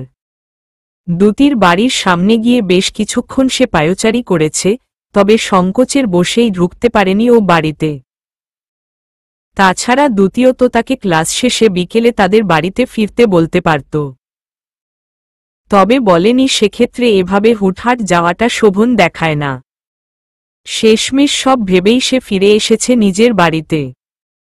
দ্যুতিকে দ্রুত নিজের বাড়িতে তুলতে হবে তার, যাতে সকালে চোখ মেলে এবং হাজারো পরিশ্রম শেষে বিকেলে বাড়ি ফিরে সে দেখতে পায় দ্যুতির মায়ে ভরা মুখটি। কলিং বেলে দুবার চাপ দিয়ে দেয়ালে পিঠ ঠেকিয়ে দাঁড়াল ইশতিয়াক। চোখজোড়া বুজে বিড়বিড়িয়ে বলল, তুমি মোটেও সাধারণ মেয়ে নও দ্যুতি। তুমি অদ্ভুত এক মানবী, যাকে দেখার পর থেকেই আমার কি যেন হয়েছে। বসতে পারছি না, খেতে পারছি না, ঘুমোতে পারছি না। পেট, চোখ, হাত, পুরো শরীরে কি এক অসুখ হয়েছে। জানো, গতকাল সারা রাত তোমাকে দেখতে দেখতেই পার করে দিয়েছি আমি। না জানো না? কিভাবেই বা জানবে? তুমি তো ছিলে মধুর কোনো স্বপ্নে ডুবে। মাঝে মাঝে তোমার ওই গোলাপি ঠোঁট দুটি হেসে উঠছিল, তারই রেশে কি জাদু করলে তুমি আমায় দুটি দুদণ্ডি যে তোমায় ছাড়া কাটানো আমার দায় হয়ে দাঁড়িয়েছে। দরজা খোলার শব্দে সোজা হয়ে দাঁড়ালো ইশতিয়াক। তারপর কোনো রকম শব্দ না করে ঢুকে গেল ফ্ল্যাটের ভেতরে। কিছুই ভালো লাগছে না তার। বুকের ভেতরটা দুটিকে দেখার আশায় ঝড়ো হাওয়ায় লণ্ডভণ্ড হয়ে যাচ্ছে। শ্বশুর বাড়ি গিয়েছিলে নাকি? দেরি হলো যে। হঠাৎ ইকবাল চৌধুরীর কথা শুনে থেমে গেল ইশতিয়াক। পাশ ফিরে জবাব দিল, জি হ্যাঁ মানে না, খালুজির ওখানে গিয়েছিলাম। একই তো হলো, চোরের সাথে মিশে মিশে চোরামিও খুব ভালো শিখে গেছো দেখছি। জবাব দিল না ইশতিয়াক। ইকবাল চৌধুরীর দিক থেকে নজর সরিয়ে মেঝেতে দিতেই সে আবারও বলে উঠলেন, এদিকে এসো বসো। বউকে কবে উঠিয়ে আনার চিন্তাভাবনা করছ? আমাদের কি সেটাও জানাবে না? নাকি চোরের মতো চুপেচাপে যেভাবে বিয়ে সেরে ফেলেছ সেভাবেই বউকে বাড়িতে তুলবে? এগিয়ে এসে ইকবাল চৌধুরীর মুখোমুখি সোফায় বসে ইশতিয়াক জবাবে বলল, আসলে আব্বা আপনি যেমন ভাবছেন তেমন কিছু নয়। থাক, সাফাই গাইতে হবে না। আসছে শুক্রবার বৌমাকে বাড়িতে নিয়ে আসি, কি বলো? জি আপনি যা বলবেন। তাহলে আমাকে বেয়াইয়ের নাম্বারটা দাও। নিজে থেকে তো পরিচয় করিয়ে দেবে না, যা করার আমাকেই করতে হবে। রান্নাঘর থেকে চেঁচিয়ে উঠলেন শিপু চৌধুরী। দরাজ গলায় বললেন, তুমি কেন করবে? তোমার নিজের কি কোনো আত্মসম্মান নেই? যে বিয়েতে তোমার মতামত নেয়নি সেই বিয়েতে বউ তুলে আনার দায়িত্বও তোমার না। ওরা আমাকে বাবা না মানলেও আমি তো ওদের নিজের সন্তান মানি। তাই বাবা হিসেবে আমার যতটুকু করা উচিত আমি করব। কথোপকথনের এ পর্যায়ে ইশতিয়াকের ফোনের রিংটোন বেজে উঠতেই উঠে পড়ল ইশতিয়াক। বড় বড় পা ফেলে নিজের ঘরে ঢুকে দম ছাড়ল। যেন দীর্ঘ সময় পানিতে ডুব দিয়ে থাকার পর পানির উপরে উঠে শ্বাস নিল সে। ইশতিয়াক সাহেব বলছেন? ফোন রিসিভ করতেই অপর পাশ থেকে পুরুষালী গলার স্বর শুনে হতাশ হল ইশতিয়াক। তার মন বলছিল দুটিই কল করেছে। জি কে বলছেন? চিনবেন না আমায়? তবে আমি আপনাকে চিনি। বুঝলাম না আপনার কথা। বোঝাচ্ছি আপনি দুটিকে তো চেনেন না? কপাল কোচকালো ইশতিয়াক। দৃঢ় গলায় বলল, জি। উনার সম্পর্কে খোঁজখবর নিয়ে আপনি বিয়ের মতো একটি সিদ্ধান্ত নিয়েছেন তো? মানে, আপনি কি বলতে চাইছেন? তেমন কিছু না। শুধু আপনি দুটির কাছ থেকে জানতে চাইবেন হাসানুর রহমানের সঙ্গ তার কেমন লেগেছিল। আজও কি মনে পড়ে তাকে? বিশেষ করে তার দেয়া আদরকে? প্রায় সাথে সাথেই টুট টুট টুট শব্দ করে কেটে গেল লাইনটি। এক মুহূর্তের জন্য হতভম্ব হলেও নিজেকে সামলে নিল ইশতিয়াক। দ্রুত গতিতে আবারও সেই নাম্বারে ডায়াল করতেই ভেসে এল এক মেয়েলি কণ্ঠস্বর, শারজিম না? হ্যাঁ, তার যতটুকু মনে পড়ছে তাতে দুটি তার প্রাক্তনের নাম শারজিম বলেছিল। তাহলে এই হাসানুর রহমানকে? শুক্রবার মানেই সকল কাজের চাপ ভুলে আরাম আয়েশে একটি দিন কাটিয়ে দেয়া। তবে আর 10টি শুক্রবারের মতো নয় আজকের শুক্রবারটি। এই শুক্রবারে দেরি করে বিছানা ছাড়া হয়নি, আর না হয়েছে আগের রাতে আরামের ঘুম। পুরোটা রাত ছটফট করেছে বুকের ভেতরটায়। অদ্ভুত এক আনন্দ পুরো শরীরে শিহরণ জাগিয়েছে। দুটি কাল এ বাড়িতে আসবে, তার সঙ্গে একই বিছানায় ঘুমোবে। তাদের বিয়ের রাতের মতো কখনো বা বায়না করে বলবে একটি চুমু খাবেন। ভাবতেই মনের খাঁচার ভেতরে দীর্ঘদিনের পোষমানানো পাখিকে উড়িয়ে দিতে ইচ্ছে করে। ইচ্ছে করে তার পাখা ঝাপটে আকাশপানে উড়ে বেড়ানোর আনন্দ দেখে সুখ পেতে। ভাইয়া আসব? নিজের ঘরে বসে ভাবনায় নিমগ্ন ছিল ইশতিয়াক। হঠাৎ ইশরাকের ডাকে তাতে ছেদ পোড়ায় উঠে দাঁড়াল সে। মৃদু হেসে বলল, আয়, মা আমায় ভাবিদের ওখানে যেতে বলছে। দ্যুতিদের ওখানে? তো তুমি এভাবে বলছো যেন আমার ভাবি আরও আছে 10। ধুর, তেমন কিছু না। কিন্তু তুই এত তাড়াতাড়ি কেন যাবি? মা বলল বিয়ের ডালা নিয়ে আগেভাগেই যেতে। আগেভাগেই কেন? যেন আমাদের গিয়ে বেশি একটা দেরি না হয়। তো তোমার হয়ে ভাবিকে কোনো মেসেজ দিতে হবে নাকি? থাকলে বলে দাও, দিয়ে দিব। না, তুই যা। মেসেজ অর্থাৎ বার্তা? যা দেয়ার আছে। অনেক কিছু বলার আছে দ্যুতিকে। সেদিনের পর থেকে দ্যুতির সঙ্গে আর কথা হয়নি, দেখা তো দূরস্থান। তবে প্রায় বিকেলেই ভার্সিটি থেকে বেরিয়ে দ্যুতিদের এলাকায় গিয়েছে ইশতিয়াক। তবে বাড়ি অবধি যাওয়া হয়ে ওঠেনি। কখনো সংকোচ, কখনো বা দ্যুতির উপর এক আকাশ অভিমান ঠেকিয়ে দিয়েছে তাকে। দ্যুতি কেন তার সঙ্গে যোগাযোগ করার চেষ্টা করেনি? সে তো নিয়মিত বাইরে বের হয়। তাহলে একটিবার কি সে পারত না বাইরে থেকে তার নাম্বারে কল করতে? পারত, হয়তোবা জরুরি মনে করেনি। তবে নিজে থেকে সে একবার কল করে বসেছিল আলাউদ্দিন খন্দকারের নাম্বারে। তবে সে সময় দ্যুতি বাড়িতে ছিল না। এত রাতে কোথায় গিয়েছে জানতে চাইলে আলাউদ্দিন খন্দকার খানিকটা বিব্রত গলায় বলেছিলেন, পাশের এক বাড়িতে। আসলে কল দিতে বলবো, তবে হয়তো সেই আশাটাই আর হয়ে ওঠেনি দ্যুতির, আর না তার নাম্বারে কল এসেছে। মেয়েটি কি খুব বেশিই গম্ভীর? বিয়ে মানে আনন্দ, বিয়ে মানে উৎসব উৎসব ভাব। বিয়ে মানে নাচ গান, বিয়ে মানে হৈহুল্লোড়। তবে এর মাঝে একটিও দেখা যাচ্ছে না খন্দকার বাড়িতে। না এবাড়ির লোকজনের মুখে আছে কোনো আনন্দের রেখা, আর না আছে তাদের মাঝে সামান্যতম উৎফুল্লতা। যেন আর সব দিনের মতো এটি একটি স্বাভাবিক দিন, যা গতানুগতিকভাবে বয়ে যাচ্ছে সময়ের স্রোতধারায়। বিষয়টি খানিকটা ভাবালেও তা মাথা থেকে ঝেড়ে ফেলে বিয়ের ডালার ঝামেলা বুঝিয়ে দিল ইশরাক। তারপর বেরিয়ে পড়ার তোড়জোড় শুরু করল বাড়ির বাইরের উদ্দেশ্যে। প্রচুর সিগারেটের তৃষ্ণা পাচ্ছে তার। একটা সিগারেট ফুঁকে এই তৃষ্ণা না কমালে খানিকক্ষণের মাঝেই মাথা গরম হয়ে উঠবে। খানিকক্ষণ পায়চারি করে লোকজনের আনাগোনা কমতেই বাড়ির বাইরে বেরিয়ে পড়ল ইশরাক। পকেট থেকে সিগারেটের প্যাকেট বের করতেই তার নজর পড়ল খানিকটা দূর থেকে ছোট ছোট পা ফেলে এগিয়ে আসা এক মেয়ের দিকে। মেয়েটি সুন্দর, তবে মেয়েটির মধ্যে কিছু একটা রয়েছে যা পুরুষদের অভিভূত করতে বাধ্য। রূপ না, রূপের বাইরেও ভিন্ন কিছু। মেয়েটির চোখ দুটি ছোট ছোট, নাক খানিকটা বোচা, গালের হাড় অনেকটা উঁচু। ছোট্ট কপাল, তবু কি অদ্ভুত সুন্দর দেখতে। একটি শ্বাস ছাড়ল ইশরাক। এর চেয়েও রূপসী মেয়ে দেখেছে সে। তবে অসামান্য রূপসী মেয়েদেরকেও প্রায় সময়ই বেশ সাধারণ মনে হয়েছে তার কাছে। তবে দূর থেকে এই মেয়েটিকে দেখেই তাকে একটু ছুঁয়ে দিতে ইচ্ছে হচ্ছে।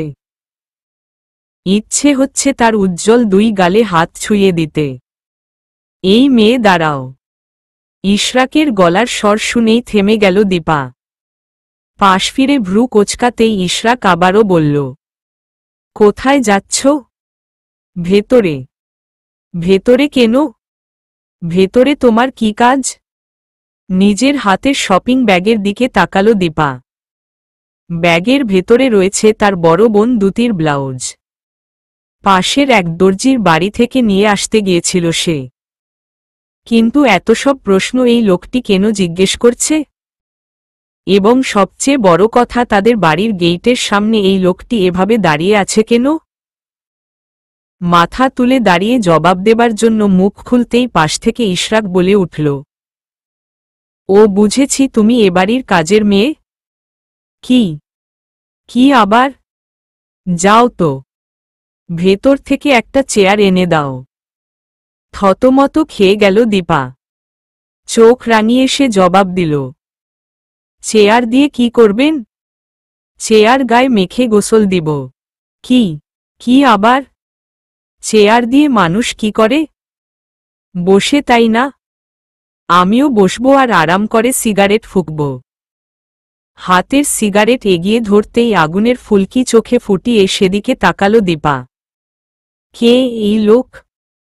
লোকটির সাহস হয় কি করে তাকে সিগারেট দেখানোর? তাছাড়া সে কি দেখতে এতটাই বাজে? তাহলে কেন শুধু শুধু তাকে কাজের মেয়ে বলে সম্বোধন করল লোকটি? নিমেষেই চোখজোড়া ছলছলে হয়ে উঠল দীপার। দ্রুত পায়ে সে এগুলো বাড়ির ভেতরে। চোখের পানি একান্তই তার নিজস্ব সম্পদ, যা আর 10 জনকে দেখিয়ে বেড়াতে চায় না সে। দীপা বাড়ির ভেতরে ঢুকতেই মৃদু হাসল ইশরাক। মেয়েটির নাকটি বোচা না হয়ে খাড়া হলে আর খানিকটা লম্বা হলে তার ভাবির সঙ্গে দীপাকে বদলানো যেত। তবে মেয়েটি দারুণ রূপবতী। যখন রাগে তার বোচা নাক ফুলে উঠেছিল, তখন খুব ইচ্ছে হচ্ছিল তার নাক টিপে বলতে, এই যে বেআইন সাহেবা আরেকটুখানি রাখবে? রাগলে তোমায় মিষ্টি লাগে। ইচ্ছে হয় বিড়াল ছানার মতো কোলে চাপিয়ে আদর করি। জুম্মা নামাজ শেষে রওনা হয়েছিল ইশতিয়াকেরা। পুঠিয়া এসে পৌঁছিয়ে গেটের কারবার সেরে খেতে বসতে বসতে 3টা বেজে গেল তাদের। বেশ বর্ষর একটি প্লেটে পোলাওয়ের উপরে গাজর, টমাটো সহ নানান জিনিস দিয়ে ফুলপাতার নকশা করা হয়েছে। মাঝে রাখা হয়েছে মুরগি এবং মাছ। দেখতে সুন্দর দেখালেও তা মুখে নিল না ইশতিয়াক। সাইড থেকে কয়েকবার পোলাও তুলে মুখে দিয়ে বসে রইল চুপচাপ। অস্থিরতায় ভরে আছে তার বুকের ভেতরটা। দুতি কোথায়? কখন আসবে সে তার চোখের সম্মুখে? কি ব্যাপার? খাচ্ছেন না যে? রান্না ভালো হয়নি? পাশ থেকে রুনার গলার স্বর শুনে সেদিকে তাকালো ইশতিয়াক। মৃদু হেসে বলল, না না, ভালোই হয়েছে। আচ্ছা, হাত ধোয়ার ব্যবস্থা কোথায় করা হয়েছে? ও মা, খাওয়া কি শেষ নাকি? ওই আর কি। এই দীপা, এদিকে আয়, হাত ধুইয়ে দিয়ে যাত। ভ্রু কুচকে পিছন ফিরে রুনা দীপাকে ডেকে উঠতেই ইশতিয়াক বলল, ছি ছি, ও কেন আমার এঁঠো হাত ধুয়ে দেবে? এটা শালিদের হক। আয় তো দীপা। আরে না, আমি নিজের হাত ধুয়ে নিতে পারব। হক মারতে চাইছেন? না, তা কেন? আমি দীপাকে দিয়ে দিব। শুধু শুধু টাকা কেন নিবে দীপা? এই দীপা, আয় না। এবারে স্টেজের কাছে এগিয়ে এল দীপা। রুনার কথামতো হ্যান্ডওয়াশ ইশতিয়াকের হাতে ঢেলে তার হাতের খাদ্যের উচ্ছিষ্ট ধুয়ে দিতেই পাশ থেকে হাত পাতল ইশরাক। বেশ ঠান্ডা গলায় বলল, এবার আমারটা ভালোভাবে ধুয়ে দেবে, তেলটেল যেন লেগে না থাকে। অসহায় চোখে রুনার দিকে তাকালো দীপা। ধীর স্বরে বলল, ভাবি, আমি পারব না। কেন? বিয়েতে তো এসব ছোট ছোট কাজেই মজা। এর ভেতর তুমি মজা কোথায় খুঁজে পাও? অনেক মজা, যা ধুয়ে দিত। খানিকটা নিচু হল দীপা। চোখমুখ কুচকে ইশরাকের হাতে হাত রাখতেই আর্তনাদ করে উঠল ইশরাক। ওমা, এই মেয়ে চিমটি কেন দিল? হতভম্ব হয়ে গেল দীপা। চিমটি কখন দিল? ভাইয়া ও চিমটি কেটেছে। কি অদ্ভুত মেয়ে রে বাবা! হাত ধুয়ে দিবি না বললেই হয়, তাই বলে চিমটি? লোকটি মিথ্যা বলছে কেন? আর কেনই বা তাকে সবার সামনে এভাবে ছোট করছে? চোখজোড়া ছলছলে হয়ে উঠতেই নিজেকে সামলাল দীপা। দাঁতে দাঁত ঠেকিয়ে চোখজোড়া বুঝল সে। তবে কোনোভাবেই নিজেকে শান্ত করতে না পেরে ঠোঁটজোড়া চেপে সে দৌড়ে এগুলো নিজের ঘরের দিকে। লোকটি বাজে, অনেক বাজে। নয়তো কেন তার পেছনে এভাবে উঠে পড়ে লেগেছে? দুতিকে নিয়ে বাড়ি ফিরতে ফিরতে রাত 10টার উপরে বেজে গেল। যদিও ইশতিয়াকেরা চেয়েছিল সন্ধ্যার মাঝেই বিয়ের সব ঝামেলা চুকিয়ে ফেলতে, তবে ভার্সিটির কিছু প্রফেসরকে আলাদাভাবে নিমন্ত্রণ করাই বাঁধল ঝামেলা। জমিল আহমেদ তার কিছু ঘনিষ্ঠ কলিগদের জন্য আলাদাভাবে খাবার ব্যবস্থা করার কথা দূতীদের পরিবারকে আগে জানালেও তা মাথা থেকে বেরিয়ে গিয়েছিল আলাউদ্দিন খন্দকারের। অবশ্য বৃদ্ধ লোকটি মেয়ের বিয়েতে যেভাবে সবটা সামলেছে তাতে এক দুটো ভুল হওয়া অস্বাভাবিক কিছু নয়। তবে জমিল আহমেদের মতে এতে তার ব্যক্তিত্বে আঘাত হানা হয়েছে, যেটি কখনোই সহজভাবে মেনে নেবে না সে। শেষমেশ অনেক কষ্টে তাকে সামলে যখন বের হবার তোড়জোড় শুরু করেছিল ইশতিয়াকেরা, তখন শুরু হলো দিলরুবা খন্দকারের আর্তনাদ। জ্ঞান হারিয়ে প্রেসার বেড়ে কি এক অবস্থা! দীর্ঘশ্বাস ফেলল ইশতিয়াক। চারিপাশের কোলাহল তার কানে এসে বিঁধছে। বিরক্ত লাগছে সবার সাথে ড্রয়িং রুমে বসে সময় কাটাতে। তবে আপাতত উঠার জোগাড়ও নেই। বড় আপা যেভাবে তাকে সেটে নিয়ে বসে রয়েছে তাতে আজ তাকে ছাড়বে বলে মনে হয় না। ওদিকে দূতী একা ঘরে বসে কি করছে কে জানে। আরও একটি দীর্ঘশ্বাস ছাড়ল ইশতিয়াক। তাদের বাড়িতে আপাতত লোকজন বলতে বড় আপা এবং তার শ্বশুর বাড়ির আত্মীয় স্বজন।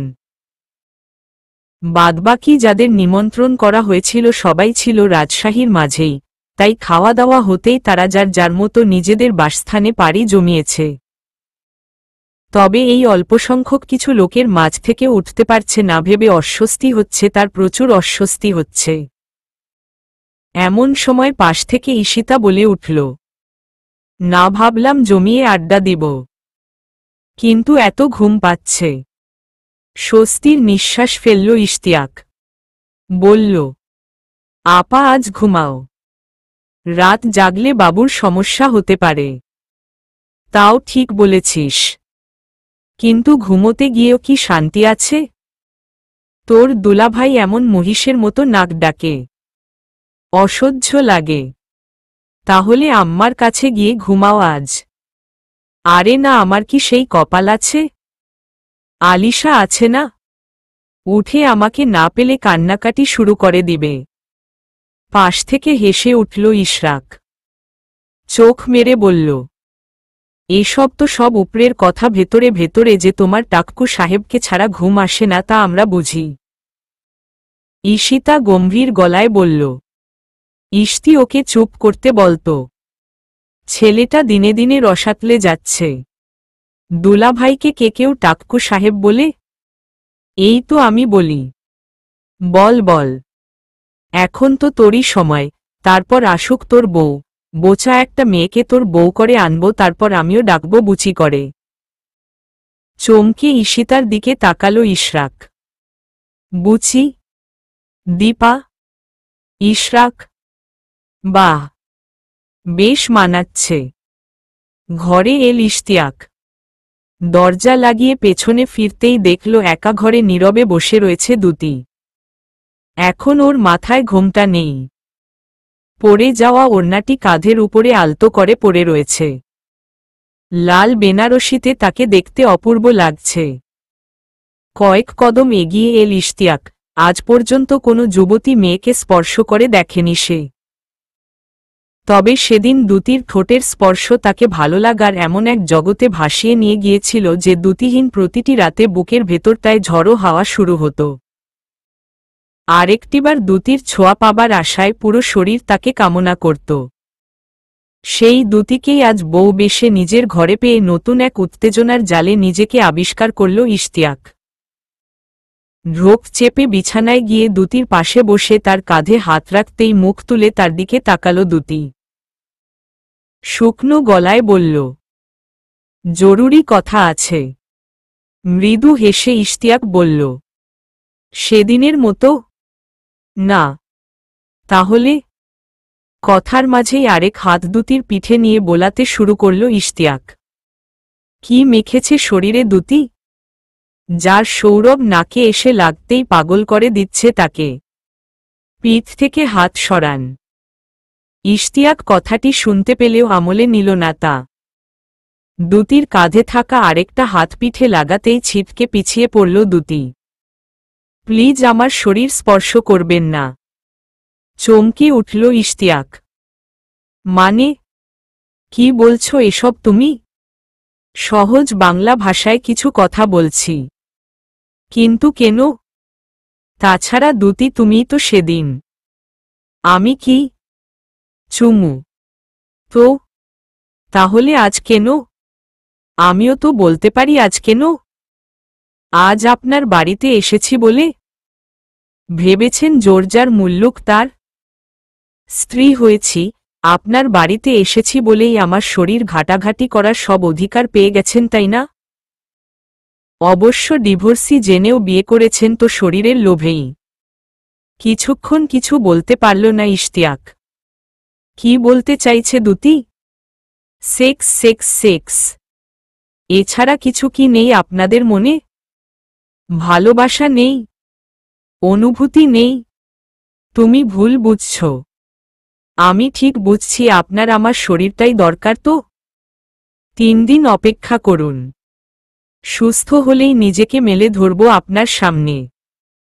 নাকি পশুর মতো আজকেই ঝাঁপিয়ে পড়তে চান? তুমি শুধু শুধু উত্তেজিত হচ্ছ দুতি। তুমি ঘুমিয়ে পড়ো। কাপা পায়ে ঘর ছেড়ে ব্যালকনিতে এসে বসল ইশতিয়াক। এখন রাত অনেক, রাস্তায় লোকজন নেই। এই গরমে শরীরে ঠান্ডা হাওয়া এসে লাগছে। ঠিক কি বলতে চাইছে দুতি? পিরিয়ড চলার কারণে সময় চাইছে নাকি অ্যারেঞ্জ ম্যারিজের জন্য দিন কয়েক সময় চাইছে? আগে মনের সায় তারপর শরীর দিতে চাইছে? এসবই কি চাইছে দুতি? তবে তাহলে দুতির কথার ভঙ্গি অমন ছিল কেন? তার কার্যক্রমের কারণে? তার কি উচিত ছিল না একবার দুতির কাছে জানতে চাওয়া সে কি চায়? হঠাৎ বেজে উঠা ফোনের রিংটোনে ঘোর কাটল ইশতিয়াকের। লম্বা একটা শ্বাস ছেড়ে পকেট থেকে ফোন বের করে রিসিভ করতেই ভেসে এল এক পুরুষালী গলার স্বর। ইশতিয়াক সাহেব বলছেন? জি। বিরক্ত করলাম বোধ হয়। আপনার স্ত্রী হয়তো আপনার পাশেই আছেন।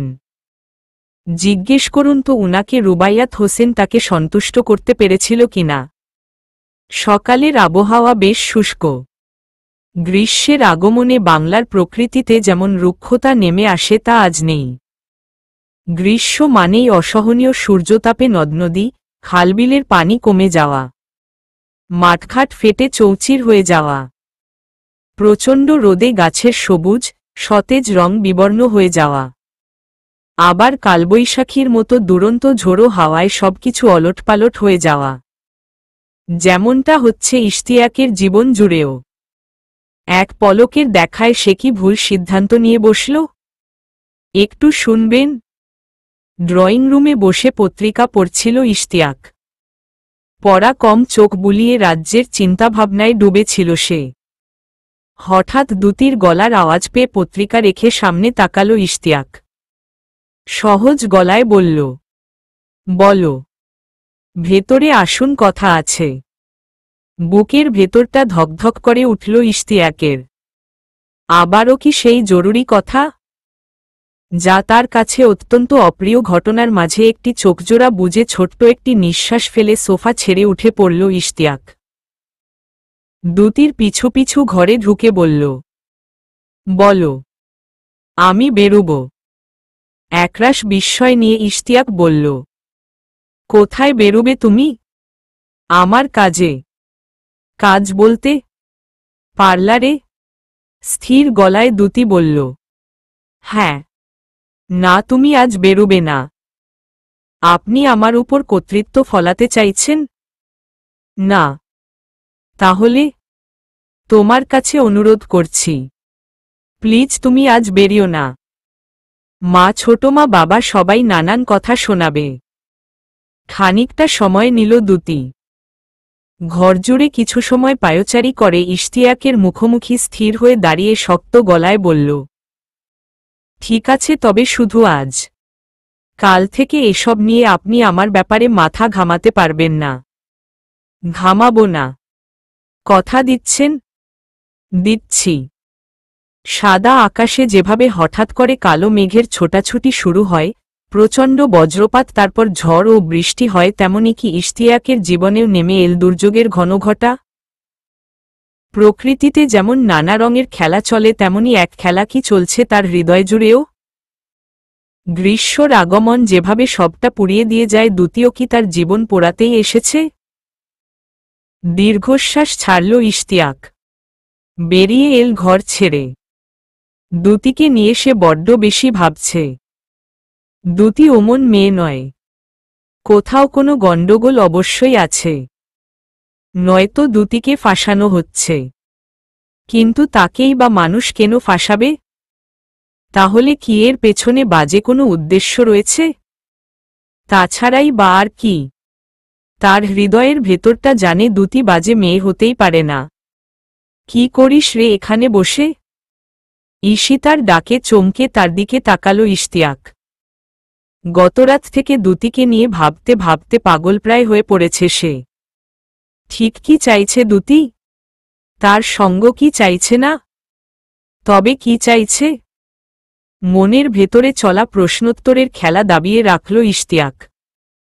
খানিকটা সরে বসে বোনকে বসার জায়গা করে দিয়ে বলল, তেমন কিছু না, ওই পেপার পড়ছিলাম। তো পেপার পড়লে তো পেপার সামনে থাকার কথা। তোর সামনে পেপার কোথায়? সচকিত হয়ে সামনের টেবিলের দিকে নজর দিল ইশতিয়াক। তবে সেখানে কোনো পত্রিকার অস্তিত্ব না পেয়ে কপাল কুঁচকে বলল, ইশরাক নিয়ে গেছে বোধহয়। তাই বল। আমি আরও ভাবি তোর বউয়ের মতো তুইও ভাবুক হয়ে গেলি নাকি? বউ আমার ভাবুক নাকি?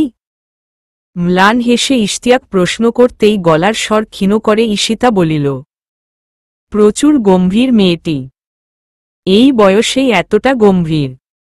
আমার সমান হতে হতে এই মেয়ে তো দার্শনিক টেরাবেড়া হয়ে যাবে। তবে শোন, ছোট মা কিন্তু এই জিনিসগুলোই খুঁজছিল মেয়েটির মাঝে। ছোট মা? হ্যাঁ, মার পছন্দে বিয়ে হয়েছে না? এখন ছোট মা শুধু মেয়ের খুঁত খুঁজবে, আর বাবার কানে লাগিয়ে মাকে কথা শোনাবে। দ্যুতিকে তুই কি বলে দিবি যাতে ও ঠিকঠাকভাবে চলে? উদ্বিগ্ন মুখে ইশতিয়াক বলল, বলবো। ছোট মাকে যেন ও কোনো স্কোপ না দেয়। যত স্কোপ দিবে তত মার জন্য খারাপ। এমনিতেই কম কথা শুনতে হয় না মার। মাকে বলি, ইশতি যথেষ্ট বড় হয়েছে, এখন তো ঘরে বউ এলো, এই সংসার ছেড়ে দাও এবার। আলাদা একটি ফ্ল্যাট নিয়ে থাকো, নয়তো আমার সাথে চলো কিছুদিন আমার ওখানে থেকে এসো। কিন্তু মা আমার নাছোড়বান্দা, এই সংসার ফেলে সে কোথাও যাবে না। মাঝে মাঝে মায়ের প্রতি রাগ হয় কেন মা কোনো প্রতিবাদ করল না? কেন মা আমাদের নিয়ে এখানেই পড়ে থাকল? তবে পড়ে যখন নিজের সংসারের দিকে তাকাই তখন বুঝি সংসারের মায়া ছিন্ন করে তা ফেলে আসা একজন নারীর পক্ষে কতটা কষ্টদায়ক। কষ্টদায়ক বললেও ভুল হবে। আমার কাছে এটি অসম্ভবের মাঝে একটি। কোনো মেয়েই চায় না তার সাজানো গোছানো সংসার ফেলে অগোছালো এক জীবনের সঙ্গী হতে। তবে ভাগ্যের পরিহাসে কিছু মেয়ে সংসার ছাড়লেও তাদের পিছুটান রয়ে যায়। মায়া রয়ে যায় যা তার বর্তমান ভবিষ্যৎ দুইয়েতেই আঠার মতো আঁকড়ে ধরে থাকে।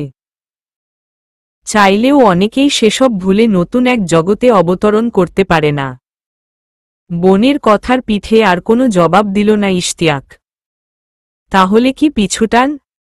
পিছুটান ভুলে সম্মুখে অগ্রসর হতে পারছে না দ্যুতি? দ্বিধাদ্বন্দ্বে ভুগছে? পারছে না ফেলে আসা সংসারের মায়া কাটাতে? ছুটি নিয়েছিল দিন তিনেকের ইশতিয়াক। তবে দ্যুতির আচরণে মনে হচ্ছে দরকার হবে না আর এই ছুটি। তবে কি কাল থেকেই আবারও ভার্সিটিতে যাওয়া শুরু করবে? ওদিকে দ্যুতিও সকালে বলে দিয়েছে কাল থেকেই নিজের কাজে যাবে সে। সকালে বেরোবে, বিকেলে বাসায় ফিরবে। তবুও তা বর্ষর সম্মানের কোনো কাজ নয়, সামান্য কিছু টাকার বেতনের পার্লারের কাজ, যা তাদের মতো উচ্চবিত্তদের বাড়ির বউয়ের সাথে যায় না। তাদের অভাব অনটন নেই, রোজগারের জন্য সুস্থ সবল পুরুষ রয়েছে, গ্রামে বাবার রয়েছে বিঘা বিঘা সম্পত্তি। এত কিছুর মাঝে দ্যুতির বাইরে কাজ করতে যাওয়াটা কি খুব দরকার? বাবা ছোট মা কখনোই এসব মেনে নেবেন না। পার্লারের কাজের কথা শুনলে তো নিশ্চিত দ্যুতিকে বাড়ি থেকে বের করে দেবে। সাথে তার মায়ের উপর অত্যাচার তো রয়েছেই। এসব নানান ঝামেলার সমাধান খুঁজতে খুঁজতেই দিন গড়িয়ে রাত হয়ে পড়েছে। তবুও তার ঠিক কি করা উচিত ভেবে পায়নি ইশতিয়াক।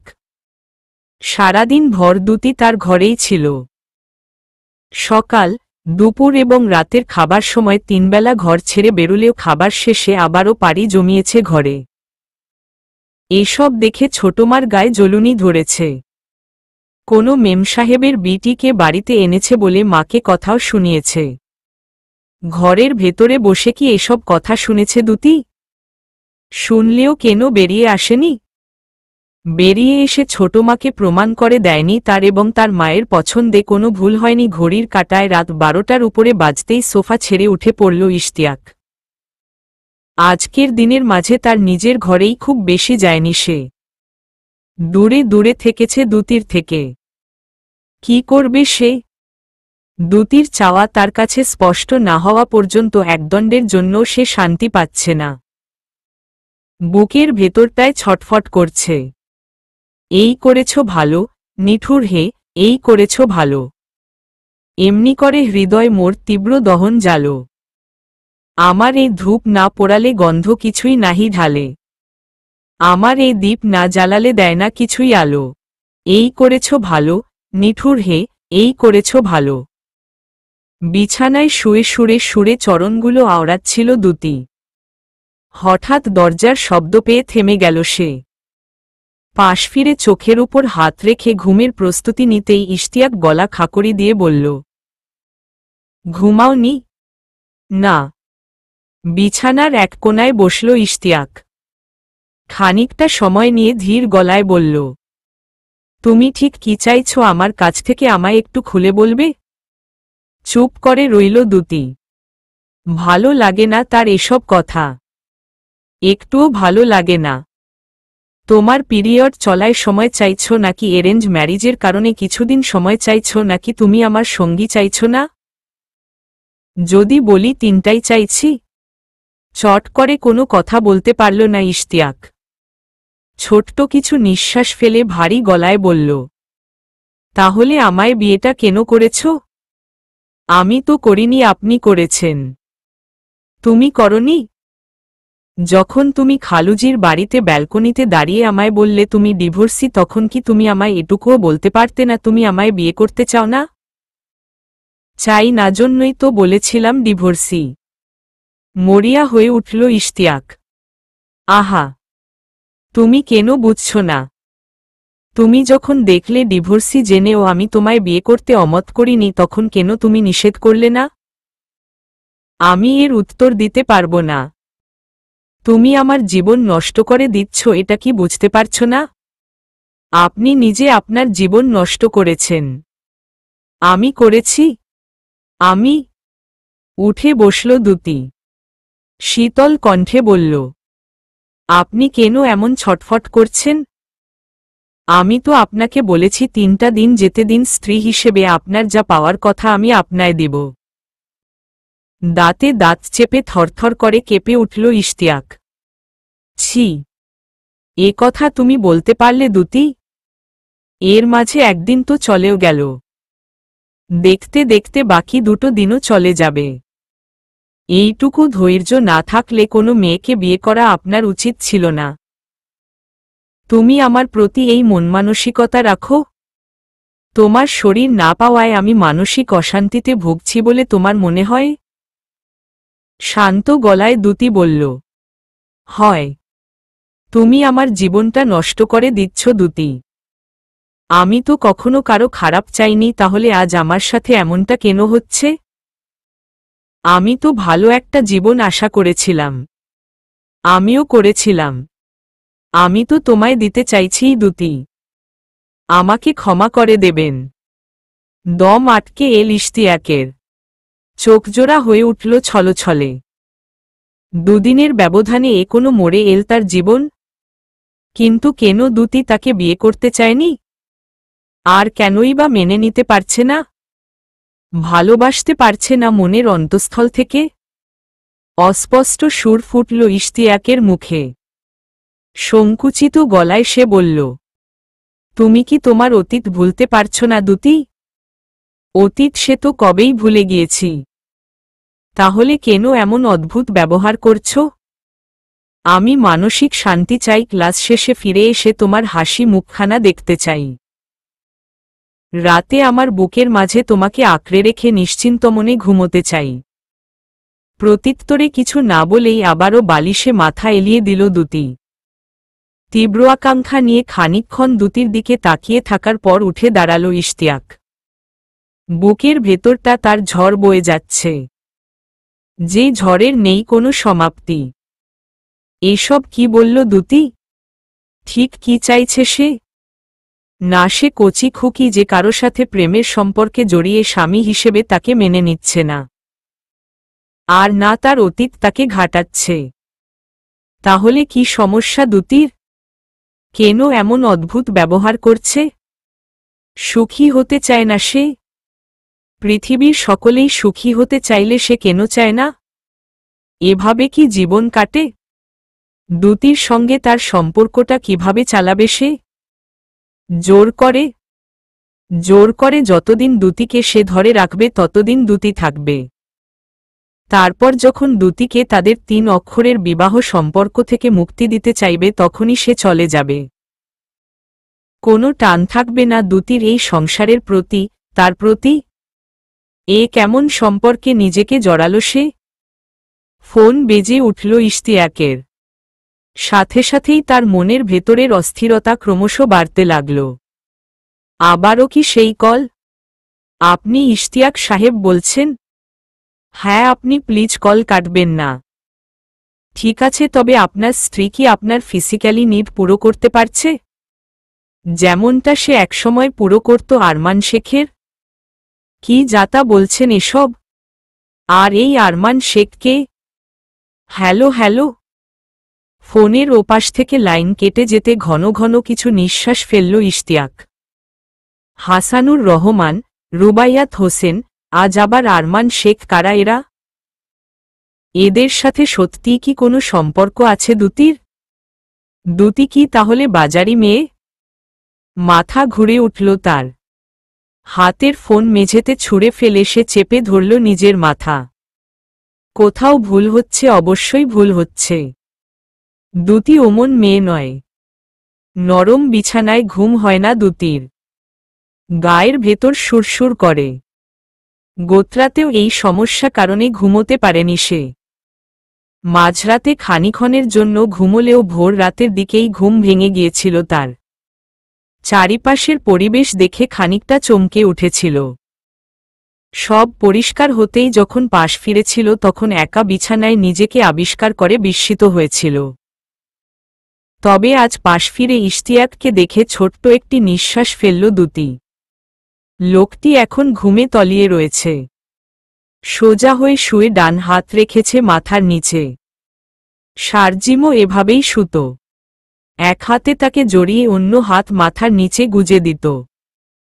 আজ কোথায় সেই শারজিম, আর কোথায়ই বা সে? আজও মনে পড়ে ছোট সেই দ্যুতির কথা। সে ছিল বাবার আদরের মেয়ে, বাবার মোমের পুতুল। তারপর ধীরে ধীরে বড় হতে থাকল দ্যুতি। স্কুল পেরিয়ে কলেজ, কলেজ পেরিয়ে ভার্সিটিতে উঠল। বাবার ইচ্ছে ছিল মেয়ে ইংলিশে অনার্স করবে। ঠিকই ও গেল দ্যুতি ঢাকা বিশ্ববিদ্যালয়ের ইংরেজি বিভাগে। খুশির সীমা ছিল না তার। গাজীপুর ছেড়ে বাবা মা ভাইবোনকে ফেলে উঠল হলে। রোজ ক্লাস শেষে এসে বইয়ের ভেতর মুখ গুজে রাখা। মাঝে মাঝে রুমমেট সুপ্রিয়ার সাথে গানের আসরে বসা। ছোটবেলা থেকেই রবীন্দ্রসঙ্গীতের প্রতি ফুটবল ছিল দ্যুতি। বাবাও তার এই আগ্রহ দেখে কিনে দিয়েছিল ক্যাসেট, সাথে কিছু রবীন্দ্রনাথের গানের ফিতা। সেই থেকেই তার সঙ্গীতে আসক্তি। ধীরে ধীরে বয়স বাড়ার সাথে সাথে তা যেন আরও বাড়তে থাকল দ্যুতির। সময় পেরিয়ে যেতে লাগল। ফার্স্ট সেমিস্টার দিয়ে বেশ প্রফুল্লতাই দিন কাটছিল দ্যুতির। পরীক্ষা তার ভালো হয়েছে। হয়তো পেলে হাইস্ট মার্কস পেয়েও যেতে পারে। বাবা বলেছিল রেজাল্ট ভালো করলে রবীন্দ্রসঙ্গীতের 20টি ফিতা কিনে দেবে তাকে। তাহলে কি সে ভেবে নিবে সেই 20টি ফিতা তার কাছে এল বলে? ক্লাসে বসে বইয়ে চোখমুখ ডুবিয়ে নানান চিন্তায় মগ্ন ছিল দ্যুতি। এরই মাঝে কখন তার সামনে সুপ্রিয়া এসে দাঁড়িয়েছে বুঝতেই পারেনি সে। হঠাৎ কাঁধে ঝাঁকুনি অনুভব করতেই বুঝতে পারল দ্যুতি। তার দিকে তাকিয়ে বলল, কিছু হয়েছে? হ্যাঁ, তোকে ডাকছে। কে ডাকছে? শারজিম ভাই। ভ্রু কোঁচকাল দ্যুতি। সে আবার কে? আমি তাকে চিনি? তা আমি কি করে বলবো? চল না, দ্রুত চল। বই খাতা গুছিয়ে ব্যাগে ভরে উঠে পড়ল দ্যুতি। খানিকটা কৌতূহল জেগেছে তার মনে। এই শারজিম ভাইটা কে? শারজিম ভাই যা বলবে তাই করবি। সুপ্রিয়ার কথায় দ্যুতি বলল। কেন? কারণ উনি আমাদের অনেক সিনিয়র। আর তাছাড়া উনি ছাত্র রাজনীতির সাথেও জড়িত। তাই বলে তার সব কথা কেন শুনব? যদি খারাপ কিছু চেয়ে বসে, তাও চুপ করে থাকবি। নয়তো উঁচুনিচু কিছু বললে যদি তোকে ভার্সিটি ছেড়ে বের করে দেয়, তখন কি করবি? উনার এত পাওয়ার। কথা শেষ না হতেই দাঁড়িয়ে পড়ল সুপ্রিয়া। অস্পষ্ট সুরে সামনে তাকাতে বলতেই মাথা উঁচু করে সামনে তাকালো দ্যুতি। বেশ লম্বা চওড়া গড়নের কালো এক ছেলে দাঁড়িয়ে রয়েছে তাদের সামনে।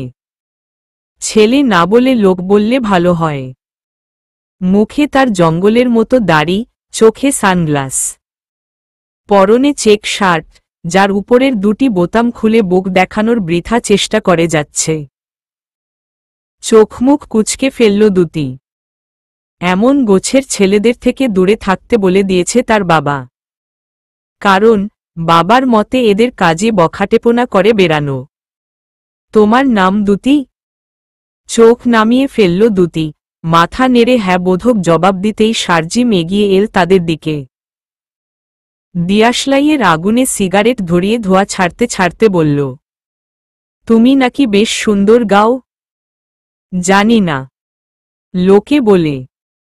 দেখি আমাকে শোনাও দু লাইন।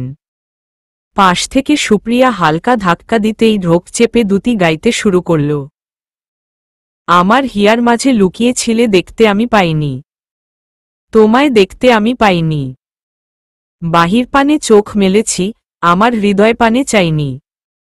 থাক থাক, ভালোই গেয়েছ। কাল থেকে আমার বোনকে তুমি গান শেখাবে, মনে থাকবে তো তোমার? আতকে উঠে দ্যুতি কিছু বলতে চাইতেন মুখ খুলল সুপ্রিয়া।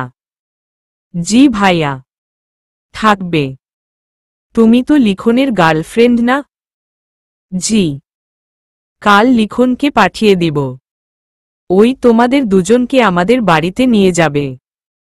বাসায় মা থাকবে। টাকার হিসেবটা মার কাছ থেকেই জেনে নেবে। বলেই পিছন ফিরে দ্রুত পায়ে সে নেমে গেল সিঁড়ি বেয়ে। সঙ্গীত শেখার বা কণ্ঠশিল্পী হওয়ার জন্য সবার আগে জরুরি গান শোনা বা সুরের দিকে মনোযোগ দেওয়া। ভালো গান গাইতে হলে প্রচুর গান শুনতে হয়। প্রতিদিনের জীবনে খাওয়া দাওয়া বা অন্য যে কোনো আবশ্যিক ও প্রাত্যহিক কাজের মতো গানের বা সুর সাধনার জন্য সময় রাখতেই হয়। বাল্যকাল থেকে গান শুনে তাতে মনোযোগ দিয়ে বেশ ভালোভাবেই সঙ্গীত জগতে ঢুকে পড়েছিল দ্যুতি। তবে শুনে শুনে নিজের গান শেখা এবং পরবর্তীতে অন্যকে তা শেখানো এ দুটো আলাদা বিষয়। যেটি মানতে নারাজ ছিল সুপ্রিয়া। তার ছিল শক্ত এক যুক্তি, গাইতে জানলে শিখাতেও পারবি। তাই শেষমেশ পরদিন সকালে উঠে শারজিম নামের লোকটির বাড়িতে যেতে হল দ্যুতির।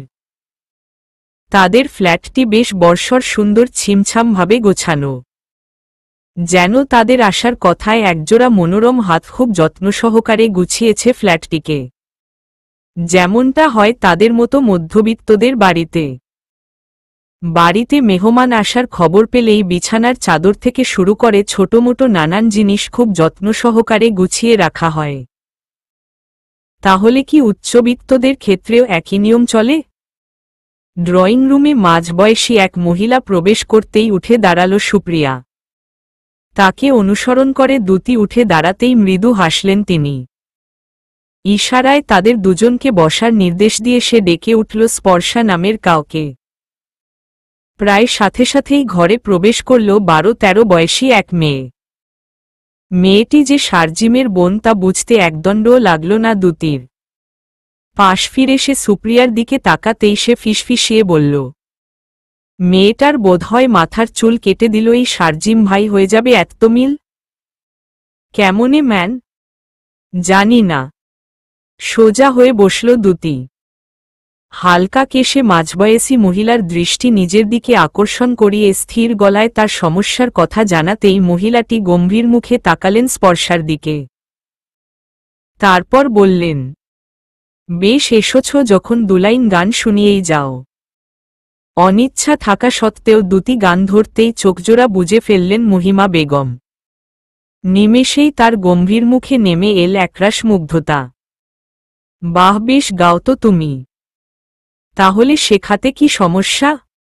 গান শেখানোর কিছু নিয়মনীতি আছে যা আমার জানা নেই। কিভাবে কোত্থেকে শুরু করা উচিত সেটিও আমি জানি না। তাহলে তো সমস্যা। মহিমা বেগমের কথা শেষ না হতেই পাশ থেকে স্পর্শা বলে উঠল, তাহলে আবার কি সমস্যা? আমার ওর গান ভালো লেগেছে, শিখলে আমি ওর কাছ থেকেই শিখব। এখানে জিদ দেখালে চলবে না স্পর্শা। মেয়েটি যখন তোমায় শেখাবে না তখন কি তুমি ওকে জোর করবে? সে কথার জবাব না দিয়ে কিছু একটা ভাবল স্পর্শা। তারপর ভ্রু কুঁচকে বলল, তুমি তো ইংলিশ ডিপার্টমেন্টে পড়ো তাই না? মাথা নেড়ে দ্যুতি হ্যাঁ বলতেই স্পর্শার মুখে ফুটল হাসির ঝলক। তাহলে তুমি আমায় আজ থেকে ইংলিশই পড়াবে। সাথে ডেইলি তুমি আমায় গান শোনাবে। তুমি যেমন শুনতে শুনতে শিখেছ, আমিও তেমন শুনতে শুনতে শিখে যাব। ঠিক আছে? কিন্তু পাশ থেকে সুপ্রিয়া ফিসফিস করে আবারও বলে উঠল, কি কিন্তু? এখন তো কোনো গানের সমস্যা নেই। প্রাইভেট পাচ্ছিস, লুফে নে না। তাছাড়া নিজের খরচ নিজে চালালে তোর বাবার উপরও চাপ কম পড়বে। কি করবে ভেবে পেল না দ্যুতি। উদ্বিগ্ন মুখে মাঝবয়সী মহিলার দিকে তাকাল সে। তবে মহিলার মুখের ভাবভঙ্গির কোনো পরিবর্তন বুঝল না। বাবা মায়ের হয়তো বেশ আদরের মেয়ে স্পর্শা, তাই তার নেয়া সিদ্ধান্তে কোনো প্রকারের হস্তক্ষেপ করতে চাইছেন না তিনি। তবে মা হিসেবে মেয়েকে কি একবার বোঝানো উচিত নয় তার? লম্বা একটি দম ছেড়ে অন্যের চিন্তা ছেড়ে নিজেকে নিয়ে ভাবল দ্যুতি। সুপ্রিয়া ভুল কিছু বলেনি। তার টাকার দরকার হলো ভাড়াসহ খাওয়া দাওয়া, এবং ঢাকার মতো একটি শহরে চলতে ফিরতে তার খরচ কম হয় না। এমন সময় একটি প্রাইভেট হলে মন্দ হয় কি? ভাবনার গতিপথ বেশি দূর না গড়িয়ে শেষমেশ রাজি হল দ্যুতি। সে থেকেই শুরু হল তার কর্মজীবন। প্রতিদিন সকালে উঠে ক্লাস, বিকেলে পড়ানোর জন্য স্পর্শার বাড়ির দিকে দৌড়ানো। বেশ কাটছিল তার ব্যস্ত দিনগুলো। এরই মাঝে বেশ কিছু জিনিস বদলে গেল তার প্রাত্যহিক জীবনে। ক্যান্টিনে টাকা না নেয়া হলে বড় আপুদের র্যাগ থেকে মুক্তি, স্যার ম্যাডামদের কাছে বেশ পরিচিত হয়ে ওঠা ছাড়াও অ্যাসাইনমেন্ট থেকে প্রতিটি ক্লাসের নোটও তার কাছে জলভাত হয়ে গেল। সুপ্রিয়ার মতে এসব শারজিম ভাইয়ের কারণে হচ্ছে। কিন্তু শারজিম ভাই কেন করবে এসব? ভেবে পাচ্ছিল না দ্যুতি। মাঝে মাঝে ইচ্ছে হতো শারজিম নামের লোকটির সামনে গিয়ে দাঁড়িয়ে জিজ্ঞেস করতে, এসব আপনি করছেন? কিন্তু কেন করছেন? তবে সাহসে কুলোত না। তাছাড়া মাস দুয়েক হল লোকটির সঙ্গে আর দেখাও হয়নি। তারই বাড়িতে তার বোনকে প্রতিদিন পড়াতে গেলেও কখনো বাড়িতে পায়নি তাকে। আর না পেয়েছে ক্যাম্পাসে। আজকাল কোথায় থাকে লোকটি? প্রতিদিনের হাজারো মানুষের ভিড়ে কেন যেন তাকেই খুঁজে ফিরছিল দ্যুতির দুচোখ। ওদিকে সুপ্রিয়ার মুখে ছিল লোকটিকে নিয়ে জপা বাণী। তুই বিশ্বাস কর আর নাই কর, শারজিম ভাই তোকে ভালোবাসে, বিশ্বাস করবি না? যা বাজি এর ভেতরেই ঘটল এক ঘটনা। ক্লাস শেষে জাহিদকে নিয়ে ক্যাম্পাসে বসেছিল দুতি। হঠাৎ কোত্থেকে উদয় হল শারজিম। হন্তদন্ত হয়ে তাদের দিকে এগিয়ে এসে জাহিদের কলার ধরে দাঁড় করিয়ে গালে বসিয়ে দিল এক থাপ্পড়। ঘটনার আকস্মিকতায় স্তব্ধ হয়ে গেল দুতি। পরিস্থিতি বুঝে উঠার আগেই জাহিদের গালে আরেকটি থাপ্পড় পড়তেই উঠে দাঁড়াল সে। আতঙ্কে জমে থাকা মুখ খুলে সে কাপা গলায় বলল, আরে কি করছেন? ওকে মারছেন কেন? এ পর্যায়ে দুতির দিকে নজর দিল শারজিম। দাঁতে দাঁত চেপে কঠিন স্বরে বলল, এই ছেলেকে? ক্লাসমেট। ক্লাসমেটের সাথে তোমার কি কাজ? নোটস নিচ্ছিলাম। কিসের নোটস নিচ্ছিলে? লিখনকে দিয়ে তোমাকে আমি নোটস পাঠাই না? প্রশ্নের একটি চ্যাপ্টারের নোটস আপনার পাঠানো নোটসের মাঝে ছিল না। শারজিমের গলার স্বরে নেমে এল নরম এক আভা। লম্বা একটা শ্বাস ফেলে বলল, এই লিখনটাও না। একটা কাজও ঠিকঠাকভাবে করতে পারে না। তুমি আর কারো কাছ থেকে নোটস চাইতে হবে না। যা দরকার আমাকে বলবে। কেন? আপনাকে কেন বলবো? দুতির প্রশ্নে শারজিম থতমত খেতেই কিছুটা সাহস পেল দুতি। খানিকটা এগিয়ে এসে জাহিদের দিকে তাকিয়ে সে বলল, জাহিদকে সরি বলুন, ওকে এভাবে মারাটা আপনার উচিত হয়নি। গম্ভীর মুখেই খানিকটা দূরে আতঙ্কে জড়সড় হয়ে দাঁড়িয়ে থাকা জাহিদকে ইশারায় ডাকল শারজিম।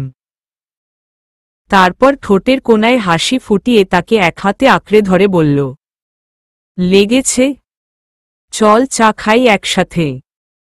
সেদিনই দুতির নাজুক এই হৃদয়ে ভালোবাসার তীর প্রবেশ করেছিল খুব সূক্ষ্মভাবে।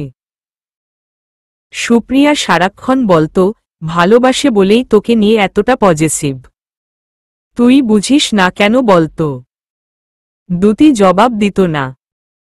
চুপচাপ শুনত। আচ্ছা, রবীন্দ্রনাথের কোনো কবিতায় বা গানে কি শারজিমের মতো ছেলেকে নিয়ে লেখা হয়েছে?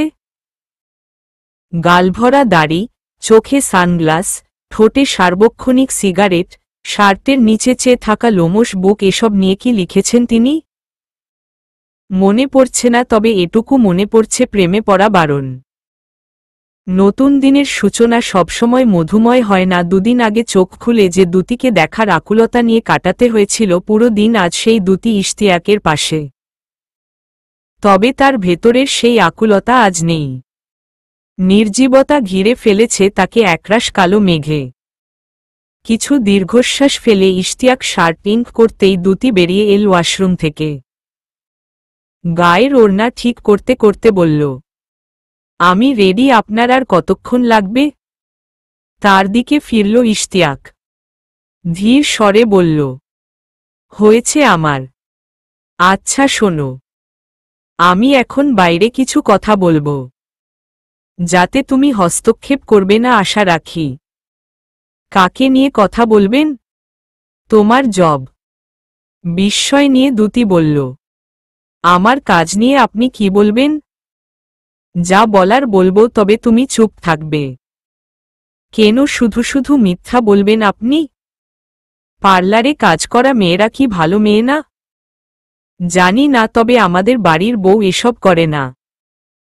তাছাড়া তুমি গ্র্যাজুয়েশন কমপ্লিট করে পার্লারে কেন কাজ করছো, এটাই আমার মাথায় আসছে না। ভালো কাজ দরকার তোমার? ইশতিয়াকের প্রশ্ন এড়িয়ে গেল দুতি। সহজ গলায় বলল, আপনাদের বাড়ির বউয়ের আগে আমি একজন মেয়ে, আপনার কি ধারণা? পার্লারে কাজ করা মেয়ে পতিতা হয়? নিজের শরীর বেচে খায়? Shut up দুতি। এ ধরনের কথা প্লিজ আমার সাথে বলবে না। কেন? পতিতা নাম শুনলে গাগুলোয়? আর একদণ্ডও দুতির পাশে দাঁড়াল না ইশতিয়াক। হন্যে পায়ে ঘর ছেড়ে বেরিয়ে পড়তেই দুতি পিছু নিল তার। কিসের কাজ? বাড়ির বউদের আবার কাজ কিসের? বাধা পেয়ে দাঁড়িয়ে পড়ল ইশতিয়াক। তার মনের ভেতরে চলা ঝড়কে খানিকক্ষণের জন্য দামিয়ে এসে ক্লান্ত সুরে বলল, আমি আব্বাকে বুঝিয়ে বলেছি। তোমার আব্বা কি বলেছেন? অমত করেননি।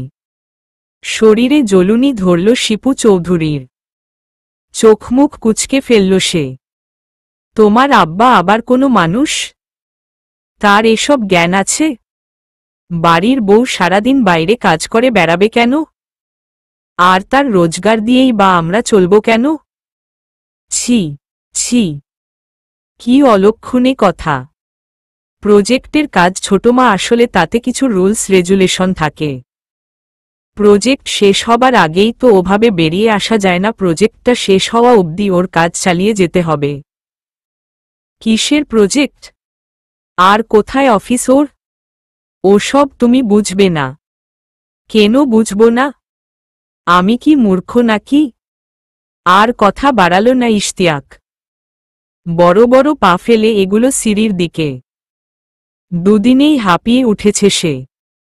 দুতির ব্যবহার, প্রতিটি কথা ধীরে ধীরে অবশ করে ফেলছে তাকে, পারছে না সে শক্ত পায়ে সকলের মুখোমুখি দাঁড়াতে। প্রজেক্ট না ছাই। দেখ গিয়ে বাইরে ছেলেদের সাথে রঙ্গতামাশা করছে। ইশতিয়াকের যাত্রাপথের দিকে চেয়ে থেমে দাঁড়াল দুতি।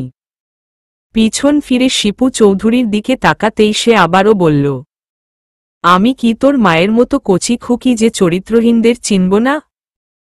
অবশ্য তোর মা আবার কোনো মহলের মেয়ে তা জানতে হবে না। নিজে যেমন ওর বাড়িতে গিয়ে নিজের ঝাঁজ মেটায় এনেছ, তেমন একটা ব্যাটার বউ। আপনি শুধু শুধু উনার আম্মাকে বাজে কথা বলছেন কেন? উনি আমায় একবার দেখেছে, তারপর বোন এবং বোনের জামাইয়ের কথার ভরসায় ছেলের বউ করে নিয়ে এসেছেন। তো খারাপ মেয়ে যদি আমি হইও তা উনি কিভাবে জানবেন? জানবে না। একই শ্রেণীর দুজন দুজনকে খুব ভালোভাবেই চেনে। কথায় আছে না, রতনে রতন চেনে, শুয়োরে চেনে কচু। ম্লান হাসল দুতি। এজন্যই বোধহয় আপনি আমায় একদিনেই চিনে ফেলেছেন। মানে? কি বলতে চাইছ তুমি? একজনের হাসি খুশিতে ভরে থাকা সংসার জাহান্নাম করে তুলতে যখন তৃতীয় পক্ষের আগমন ঘটে, তখন আমরা কাকে চরিত্রহীন বলি জানেন? তৃতীয় পক্ষকে আরও সহজ ভাষায় বললে আপনার মতো মহিলাকে, যারা নিজের শরীর দেখিয়ে অন্যের ভাত মেরে খায়। ভ্রু কোচকালেন শিপু চৌধুরী। গলার জোর খানিকটা বাড়িয়ে বললেন, কি বললে তুমি? কি বললে? আমি চরিত্রহীন? ও মা, সে কথা কখন বলেছি? মাত্র বলেছ। চোখে মুখে বিস্ময় ফুটিয়ে দুতি বলল, আপনি তাহলে ভুল শুনেছেন, আমি তো দরজাটা লাগিয়ে দেয়ার কথা বলছিলাম। মিথ্যা বলছ তুমি। তুমি মাত্রই। শিপু চৌধুরীকে মাঝপথেই থামিয়ে দিয়ে আবারও মৃদু হাসল দুতি। ভ্যানিটি ব্যাগ কাঁধে নিয়ে তা ঠিক করতে করতে বলল, উহু, আসলে আপনি আমায় অপছন্দ করেন। তাই হয়তো আমার দ্বারা আপনি যেসব কথা শুনতে চাইছিলেন তা আপনার কানে বাজছে। আসছি কেমন? দরজাটা লাগিয়ে দিন। বিস্ময় চোখজোড়া বড় বড় করে ফেললেন শিপু চৌধুরী। সত্যিই কি তার কান বাজছে? নয়তো এত বড় কথা বলার সাহস কি করে পায় এই দুই পয়সার মেয়ে? চলবে।